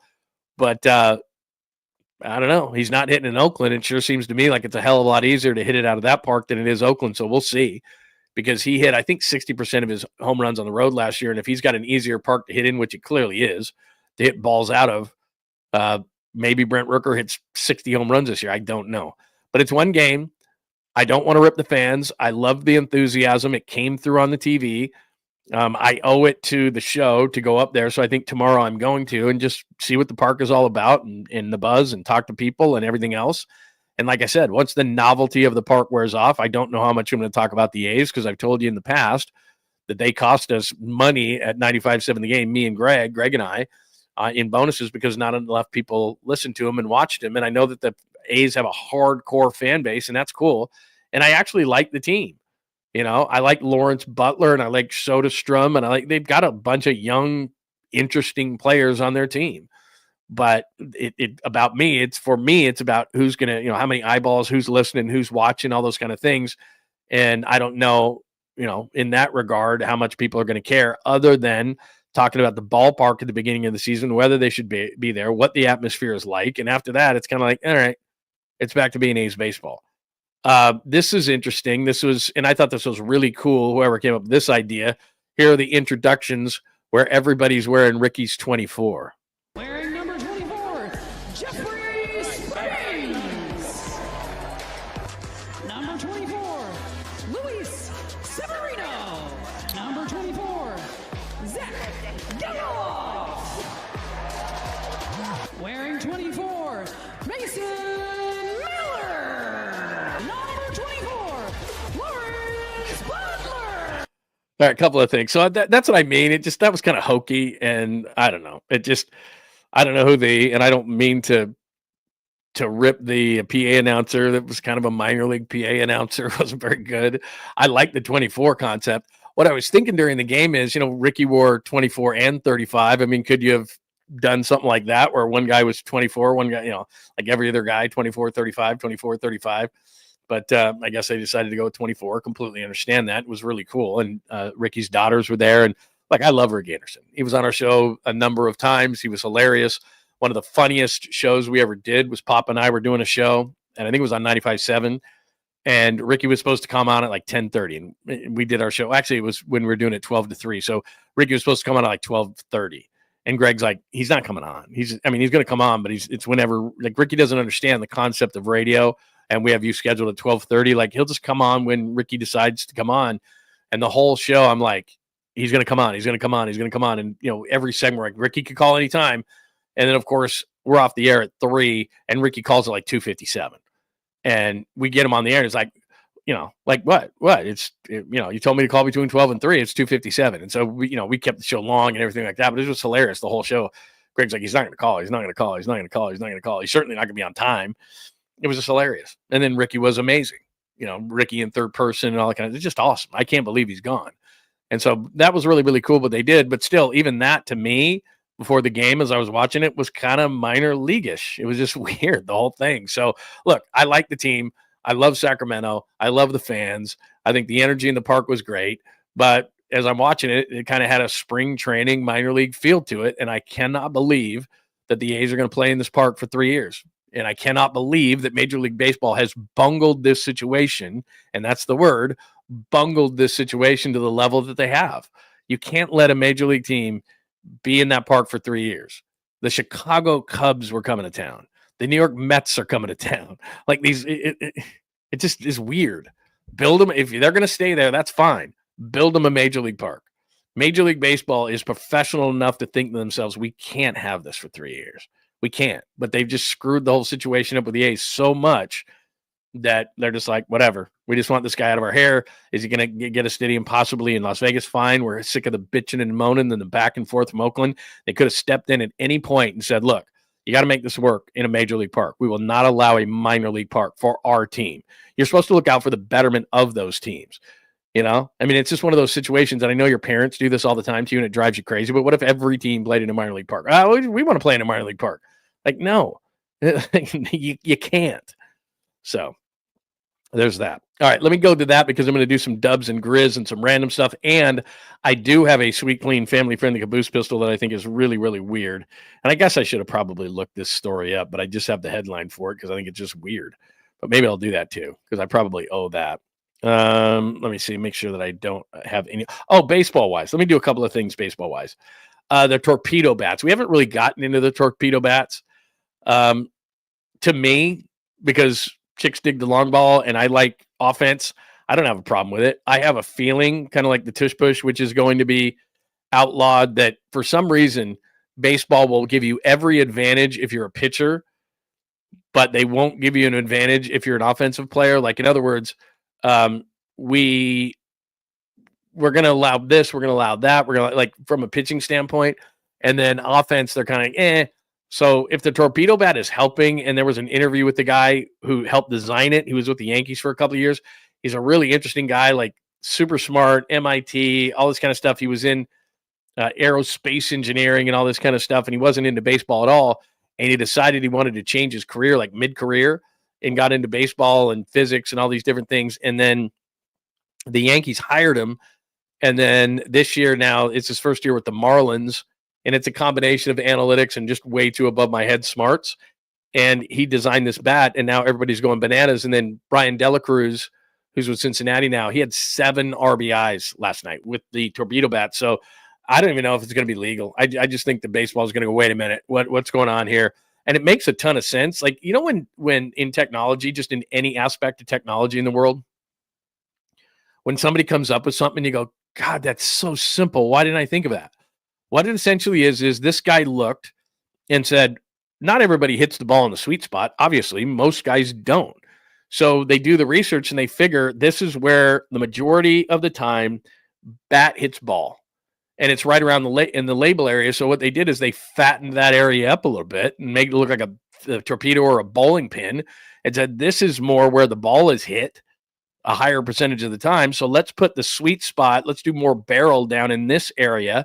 And therefore, that's where you hit the ball more of the time. You don't hit it up here as much. You hit it down here a little bit more near the label. And so what they did is they fattened that area to make the sweet spot bigger, which is really brilliant. And I thought to myself, as I was thinking about this, I'm like, why wasn't that obvious years ago?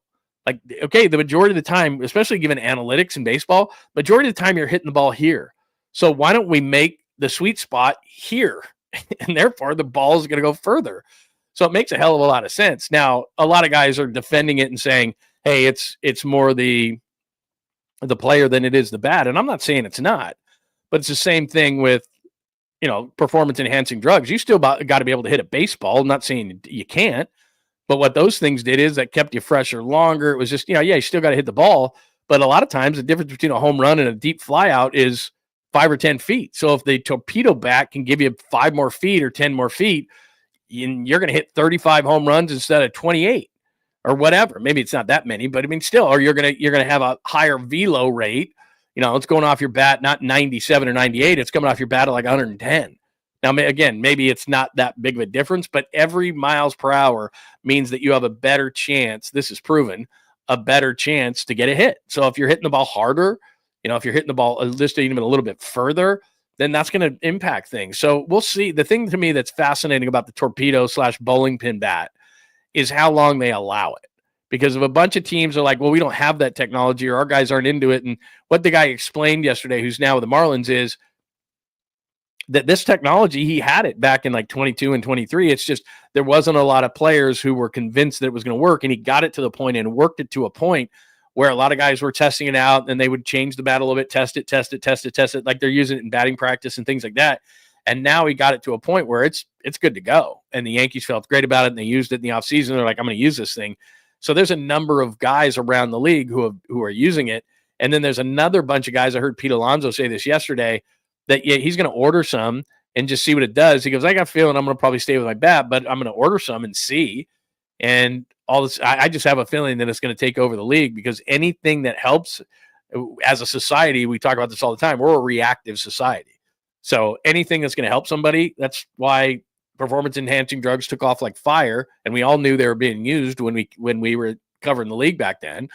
We all knew it was being used, but it was just that much more of an advantage, because there's so much money at play. If I can hit 30 home runs instead of 25, how many more millions of dollars is that going to make me on the free agent market? These guys are going to try anything. They always have.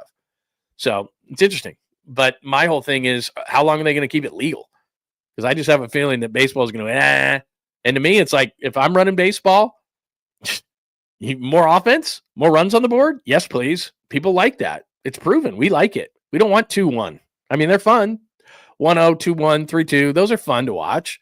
But we want runs. We want runs on the board. Let's go.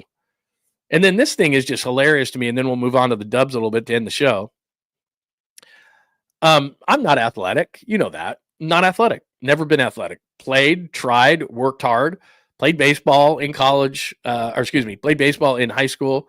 Tried to play basketball, no chance. Tried to play football, no chance. Played lacrosse in college, was decent at it. But I would never call myself an athlete. But I've never done some of these things that you hear athletes do. They slip in the shower, these domestic issues.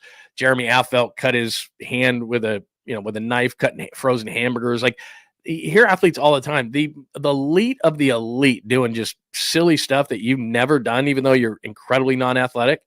So Freddie Freeman was out of the lineup because he had a mishap entering the shower at home and tweaked the same surgically repaired ankle. Dave Roberts said won't be available. He is day to day. And I thought to myself, I've had to take showers while I probably was overserved. Like, I got to wake up, or I've taken, I don't know, how many showers in your lifetime? Never thought about it. But now that Freddie Freeman slipped in the shower, I've never slipped in the shower. Not one time, not even close. And now today, watch, I'm going to crack my head open in the shower. I've never slipped in the shower. And I've heard a ton of stuff about guys slipping in the shower. And I've taken showers in some shady places, like a regular shower, you shouldn't slip. You gotta, but like bathtubs in a hotel room where it's like they don't have one of those mats or anything like that. Like, it's pretty shady places you're not used to, whatever. Lots of hotels. I've taken thousands and thousands and thousands of showers in my lifetime, just like you. Never slipped. Never really even come close to slipping that I can remember. So anyway, he's a professional athlete. He slipped in the shower. And I've heard that a number of times from guys. That guy's not playing. He slipped a disc in his back because he slipped in the shower. Tweaked his ankle because he slipped in the shower. It's like, you're a professional athlete. You hear about those stories all the time. Like, this dude did this, or he slept wrong on his neck, or I'm as unathletic, especially at this point in my life, as they come. And I've never done that. Like, never done that. Never, ever. Just saying. It's like, okay, slipped in the shower. All right. Whatever. Let's see. Hi, Mark. What bat company is making these torpedo bats? Yeah, I don't know. I'll have to find out. I got to do a little bit more. I hate April Fools too. It's my least favorite day. That's what it says at the beginning of the top of episode 103, least favorite day. Like I said, it's my least favorite day. I mean, there's just no question. Least favorite day. Not a big fan. All right. Let's see. Where are we now? Episode 103, least favorite day. Like you said, John, Kyle, Jed have all spoken in the last 2 days. Played a lot of Kyle Shanahan for you. If you missed it, you can go back or wait till I post the chapters and you can check that out. Kyle cuts, that's what I played. Lynch line season, talking about the offensive line. Giants recap, all due respect to Jordan Hicks, who was awesome last night. A's game 1 from Sacramento. The Cubs score 18. Is it going to be a bandbox? Plus, it was just weird. Felt like spring training and, I don't know, minor league baseball wrapped into one. Love the stadium, love Sacramento, love the people up there, but they shouldn't be playing in a minor league park. Thought it was cool that they honored Ricky's 24. Would have liked to have seen 24 and 35, but you probably can't do that because leagues aren't fun. And then Dubs Grizz is tonight. And this is I know we say this all the time in sports, but this is the most important stretch of the season. We say that all the time, but here you go. So as they're fighting for positioning, as we know, Memphis is in crazy mode. I've never seen a team so out of control and they just fired their coach. So This is, I'm not going to call it a must win, but damn, if you lose to Memphis, that's a bad loss. And then you play the Lakers, they're reeling a little bit, and then it becomes tough. And this is why it's really important to win these games against Memphis and LA. Denver, you don't play well against. Houston is just rocking and rolling. Phoenix probably doesn't have Kevin Durant for that game, so that's good news. We just saw San Antonio. They stink. Tankola. Portland, Tankola. And then it could come down, and probably will, just because it's the way things work, to the Clippers, who are right there with you. Now they're the 7, you're the 6, and they're 1 game back because of their loss the other day to Oklahoma City. But it just, to me, and remember, the Clippers have a 3-zip series lead, so even if you beat them, so you can't be tied. You can't go into that last game of the year like 1 back of the Clippers, because even if you beat the Clippers, then you lose the tiebreaker. So you've either got to be tied or 1 ahead of the Clippers in that whole situation, then win that final game, because if you're 1 behind, then you can't catch the Clippers, and you're probably going to be 7. To me, Memphis is going to go from their perch right now, and that's the rest of the way. Let me just jump up the standings here really quick, because you love when I do that. No, you don't. But the standings, and it always starts with that bracket. So there you go. Right now, that's where things stand. Timberwolves and Clippers, 1 back of the Warriors in the loss column. Warriors still stuck in that whole thing in the bracket opposite the Nuggets. That could all change, though, because let's move this thing down here a little bit as we look at the Western Conference. We always talk about it. Oklahoma City set. Houston is set with the 27. This is where it gets interesting. The Warriors are 3 back of the Nuggets, so they probably couldn't catch the Nuggets, but then again, with a low amount of games remaining, but you do play them, so you could conceivably be within 2, but that's not going to happen, and they have the season series on you, so you're probably not going to catch the Nuggets. You could get as high as 4 potentially, because the Lakers are 2 ahead of you in the loss column, and you play the Lakers after the Grizzlies. So the 2 teams ahead of you in the 4-5, the Lakers at 29 losses, and the Grizz, who are tied with you in the loss column. The Grizzlies right now are just really struggling and just fired their coach. And so now you win tonight, you're 44-31, and they're 44-32. So you jump them to 5, which is absolutely huge, because then what do? Let me go back to the bracket. So you jump Memphis with winning tonight, and guess what? You're in that 4-5 spot. You'd play the Lakers in the first round and the Thunder in the second round. And look, the Thunder are great, but I've said this time and time again, they're a great 82-game team. They have the best record in the NBA. You see the Cavs at 60-15, and you see the Thunder at 63-12. They're awesome, but it doesn't mean a young team can't struggle in the playoffs. I'd much rather be on the bracket side of Lakers in the first round to the Thunder than I would Nuggets in the first round to the Rockets. I don't think you're getting by the Nuggets is the main reason why. I'd rather play the Rockets than the Thunder in the second round, but they're both young basketball teams, so I think the Warriors could punch in the face early in the series and make those teams nervous. Doesn't mean they're going to win those series. I'm simply saying that I'd rather play the Lakers in the first round. So you beat the Grizzlies tonight, and you take over the 5 spot, and you're on the other side of the bracket, which is what I would prefer, and you should probably prefer. Then after that, I think Memphis is going to struggle. I think the Lakers are really up and down, so you could get as high as 4, and then you'd be in a 4-5 series with the Lakers or whatever team was in the 5 spot, and you'd have home court. Because that's the biggest problem right now is 3-6, you don't have home court. 4-5 as we sit right now, and if you win tonight, you're not getting home court. But if you can somehow 2 back of the Lakers with 8 to play, but you play the Lakers, so after this game against Memphis, you win that, you take on the Lakers, you're in a great spot. Conversely, you lose tonight to a team that you should beat and is in complete disarray in the Grizzlies. That's the worst loss of the season. You go to 43-32. And right there, you have the same amount of losses as the Clippers and the T-Wolves. You miss a golden opportunity to move into 5 and get away from the Nuggets in the first round. So tonight becomes a really big game because you get out of the Nuggets in the first round. There would still be 7 games. I understand all that, but it's a really big game against a team that is struggling. And part of the deal is in sports in general is you got to beat the teams you're supposed to beat. And tonight, you're supposed to beat the Grizzlies. I don't care if they're ahead of you in the pecking order. You should beat the Grizzlies tonight. There's no question in my mind. So give me your thoughts on that before I go to sweet, clean, family-friendly caboose pistol and jump out of here because I need a break before I jump on with Damon at 11 o'clock. Let's see here. What else do we got? I think that's good. All right, let me give you a sweet, clean, family-friendly caboose pistol here. So I'm going to be honest with you. I just read the headline here because I didn't have the stomach to read the rest of it. Look, we all want to look young. I talk to you about Dr. Riopel all the time. In fact, let me talk to you about Dr. Riopel before I do this whole thing. So Dr. Riopel is awesome. He is the fine sponsor of the program because this is going to tie into the Sweet Clean Family Friendly Caboose Pistol. The Riopel Cosmetic Surgery and Laser Center. I am doing the testosterone replacement, low T. You hear this all the time, low testosterone. You think to yourself, I don't have low T. Well, if you're feeling lethargic, if you're feeling tired, if you've got the tire, you can't get rid of the stomach fat and all those kind of things, and your metabolism is slowing down, all those things are low T. Your sexual drive isn't where it should be. What you're going to do is you're going to take a quick blood test. They're going to tell you, yep, this is what we need to boost it up to. It's not going to be like this crazy level and you're going to be like you're 22 years old. It's just going to be exactly what you need to feel better. And I've done this stuff for years. And when I discovered Dr. Riopel doing this, I didn't know he did it. And then when he told me he did, it was a real godsend to me because I was going in for weekly shots at that point. It wasn't a great experience for me.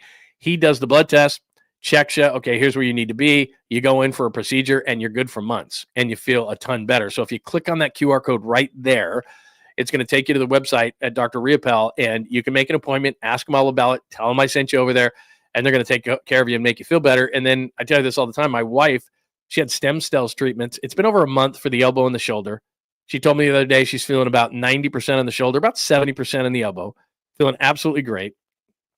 But the big thing she's so excited about is her foot. She's had all sorts of problems with it and hasn't been as active as she'd like to be. And now she said it's at 100%. And that was only done like 2-3 weeks ago. So stem cell is absolutely magical. If you click on the QR code right there, and again, go to the website, make an appointment, talk to Dr. Riopel, that is a lot of times the answer, the solution to all this pain that you're feeling. And he can tell you exactly what he can help with and what it does and all those kind of things. I told you before, Dr. Riopel was one of the first with the sports science side of his business. He did this with Bartolo Colon years and years and years ago. He's one of the first in California to do it. So you can trust him. He's absolutely great. So click on that QR code right there and it'll take you right to the website. And they do all sorts of other procedures as well. Riopel Cosmetic Surgery and Laser Center. Check them out right now online. Or as I said, you could click on that QR code. Let me pop it up one more time. Dr. Jeffrey Riopel and Riopel Cosmetic Surgery and Laser Center. 3, 2, 1. All right, there you go. All right, this kind of ties into it. And like I said, I just didn't. This is your Sweet Clean Family Friendly Caboose Pistol. The reason why, by the way, I've got to change the bed on the Sweet Clean Family Friendly Caboose Pistol because yesterday, and I told you they do this, people are like, why don't you play the open the Caboose Pistol? I'm like, okay, I will. And then I did, and it's Spirit in the Sky. And then YouTube made me pull it. They're like, yeah, you can't use that music because all the music I have, I pay for on the show. And so that one I forgot. I made that a long time ago. And so I've got to get new voice work, and I'm in the process of doing that. And then I got to put a different bed that I own underneath it because YouTube made me cut it out yesterday. They were like, you can't monetize your show. And I'm like, why not? And I go back to it and they're like, yeah, Spirit in the Sky. You can't use that. You don't have the rights to it. So then I had to edit that out of the show yesterday so everyone could view the show. So I'm not going to play the Sweet Clean Family Friendly Caboose Pistol until I can get a new open for it. So that's why I'm not playing it today. I like the open. It's great. I just need to get a new music bed under it because these guys are like, nope, can't use it. It's like, come on, man. Can we have a little fun? No. We all want our dime. All right. This is weird. Jessica Simpson took to the internet to share why she's drinking snake sperm. I don't even want to know. But the point of it is, and I talked about Dr. Riopel before. I don't care. Like at this point, if I have to do that to stay young or look good or my skin or whatever the case may be, my digestive system, you can just put me in the box. You can nail it shut and you can put me in the box because I'm not doing that. Like everybody's got a limit. I'm not going to drink snake sperm. I'm just not. I don't care if it's for my face. I don't care if it's for digestive. I don't care. I don't care if it'll save my hair. I don't care. I don't care. It could be the miracle of miracles. It could be the absolute fountain of youth. And I don't care. I'm not doing it. I'm not. I don't care. I could put it in a smoothie and not taste it. I'm not doing it. I just have a fundamental problem with that. And I don't believe it. Let's talk about snake oil. Like you're a snake oil salesman. You're a snake sperm salesman. It's the same thing. Like if you're saying it's snake something or other for years and years and years, a snake oil salesman, that's a real negative thing. And now she's believing in snake sperm. Sorry. Nope. Nope. Don't care what it solves. Don't care if it's the actual fountain of youth. Don't care. I don't care if it'll reverse my aging 10 years. Don't care. I need it, clearly, but not doing it. There you go. That is my sweet, clean, family-friendly caboose pistol. Snake oil, snake sperm. Not doing it. Not doing it. Don't care. See, I knew it would get this kind of reaction. Oh, I love it. Does she go? See, this is the only one that I could put up on the board. Does she grow a rattle? She's had a weird life, hasn't she? From like whatever that call the show was with Nick Lachey and all the different things. And she was married, I think, to Eric Johnson, the former Niners tight end, right? Weird. And now she's doing that. Sorry, not going to do it. Don't care. Yeah, that is why I don't use higher ground anymore. And again, look, I have no problem, but then they just, I looked into it and they're like the amount of money that you have to pay on a regular basis to have those versus what I have now. And then I just went to a website and they've got music that's good music. I don't want it to sound like some cheesy thing, but they have good music there. And then I can use those beds. And then by paying those people, then they get their residual or everything like that. And that's fine. But you try to play anything and there's like, out. So yesterday, yeah, because I forgot that was a music bed. That's why I hadn't played it. I forgot that was the music bed I had used. And they had cut it before. So literally I got done and I edit the show and I look at everything and then they're like, and it's got this X through monetization. And I'm like, what? And then I remembered, I'm like, oh, I used Spirit in the Sky. And that's what they did. They're like, can't use it. Money is going to them. And I'm like, what? The 1 cent? A lot of good reaction to that, by the way. Tube Snake Boogie by ZZ Top. Yeah, I probably can't use that either. But I know what you're saying. All right. You heard what I said, JJ Raider. That's what she's doing. And I don't care. Like I said, it could be the fountain of youth. Like, oh my God, this is good. All you got to do is drink this down and 10 years of your life. You get along. You look 10 years younger, 20 years younger. You get to live that much longer. I'm like, nah, I've lived a good life. Not having it. Not doing it. Yeah, tonight's game is absolutely huge. Skaters on baseball. Massive for the Warriors. This is the difference between getting to the other side of the bracket with 7 games remaining. I understand there's a lot of things that could happen, but you win this game tonight. You drop Memphis down. You get into a situation where these next 2, where you beat Memphis, you beat the Lakers, you can be sitting in the 4-hole. And now you might play the Lakers, you might play Memphis, which everybody's trying to play Memphis, but you might play one of those teams. But in the 4-hole, now you're the home court team. And even though I'd rather play Houston in the second round than Oklahoma City in the second round, you have to get to the second round. I know that is breaking news, and I'm giving you insight that you've never heard or seen before. But to get to the second round, you can quote me on this, you have to win in the first round. I don't want to play the Nuggets in the first round. And Oklahoma City's young. So do I think they're going to beat Oklahoma City? Probably not.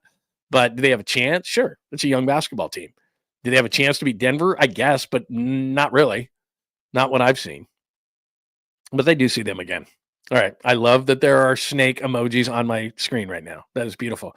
All right. But all right, Pine Needle, send me those. But I do have some music, and all I got to do is not be lazy and make sure that I redo that, because I do. I like the open and everything. It's just I forgot that I can't play that music. So there you go. All right, that is episode 103, my least favorite day. Look out for it. It's April Fool's Day. I told you why, because there was a producer fired, and it was my fault because we did an April Fool's joke, and they believed it. They should have known. But John, Kyle, and Jed all have spoken. We played that for you. Thanks to David Lombardi for providing that, as well as Tracy Sandler. So we played all that. If you missed it, I'm going to put the chapters up, or you can go back right now at John Lund Unleashed on YouTube. Lying season, Giants recap, Jordan Hicks, A's game 1 from Sacramento, the number 24. The Ricky tribute was great. Dubs Grizz tonight, massive. Snake, sperm, and random stuff. That is your sweet, clean, family-friendly caboose pistol. Did I miss anything video-wise? I think I hit everything up. Thanks to those for watching today, however you are watching. Good number of people right now on X. Thank you very much. At John Lund Radio. Make sure you follow me there. Hit me up. Of course, the people on Instagram today, at John Lund Radio, watching on Twitch. Bay Area Sports Collective on YouTube. Please join, because it's my show, Polly's show, Tom Tolbert's show. And then all the snake stuff, unbelievable. Then when those shows are on, make sure you get those alerts on. And on John Lund Unleashed on YouTube, lots of reasons Great group of people that we hang out with every single day. But the other thing is keep those alerts on, please, because like I said, other than the show yesterday, I posted about 4 other pieces of content on YouTube. That's a reason why you join. Also, reason why you keep those alerts on. Like John Lynch, the things he said, I did about a 5-7 minute recap on that. I'll probably go back later today and do a recap with what Kyle Shanahan said. So I'll post that. I always post shorts. And then if news breaks, then we do that as well. So make sure you have those alerts on. And please, please, please, on this show today, if you're in the room or if you want to jump over real quick, please hit the thumbs up. That helps our algorithm, which pushes people to our show and makes things better and so forth. So that's at John Lund Unleashed. Thanks to everybody for watching on all those channels. Thanks to everybody for hanging out tonight. Snake Month. Lots of good snake talk on the chat line right now. Don't forget, last thing, I'm on with Damon in about an hour at about 11 o'clock over on his channel. So if you just can't get enough and you have nothing better to do, please hang out with Damon and I at about 11 o'clock. It's always a great conversation with Damon Bruce. So we'll do that at 11 o'clock. Everybody have a great day. I appreciate it. Happy Tuesday to you. We will speak tomorrow on this show, John Lund Unleashed, and at 11 o'clock with Damon Bruce. Have a great day. Thanks for hanging out with John Lund Unleashed. We'll try to be better next time, though I wouldn't hold my breath. Please like and subscribe on the John Lund Unleashed Pod YouTube channel. Watch live shows weekdays at 8 a.m. on YouTube, Instagram, and X. And make sure to have your alerts on for shows throughout the day or night. All things Lund can be found at johnlundunleashed.com. johnlundunleashed.com. Goodbye!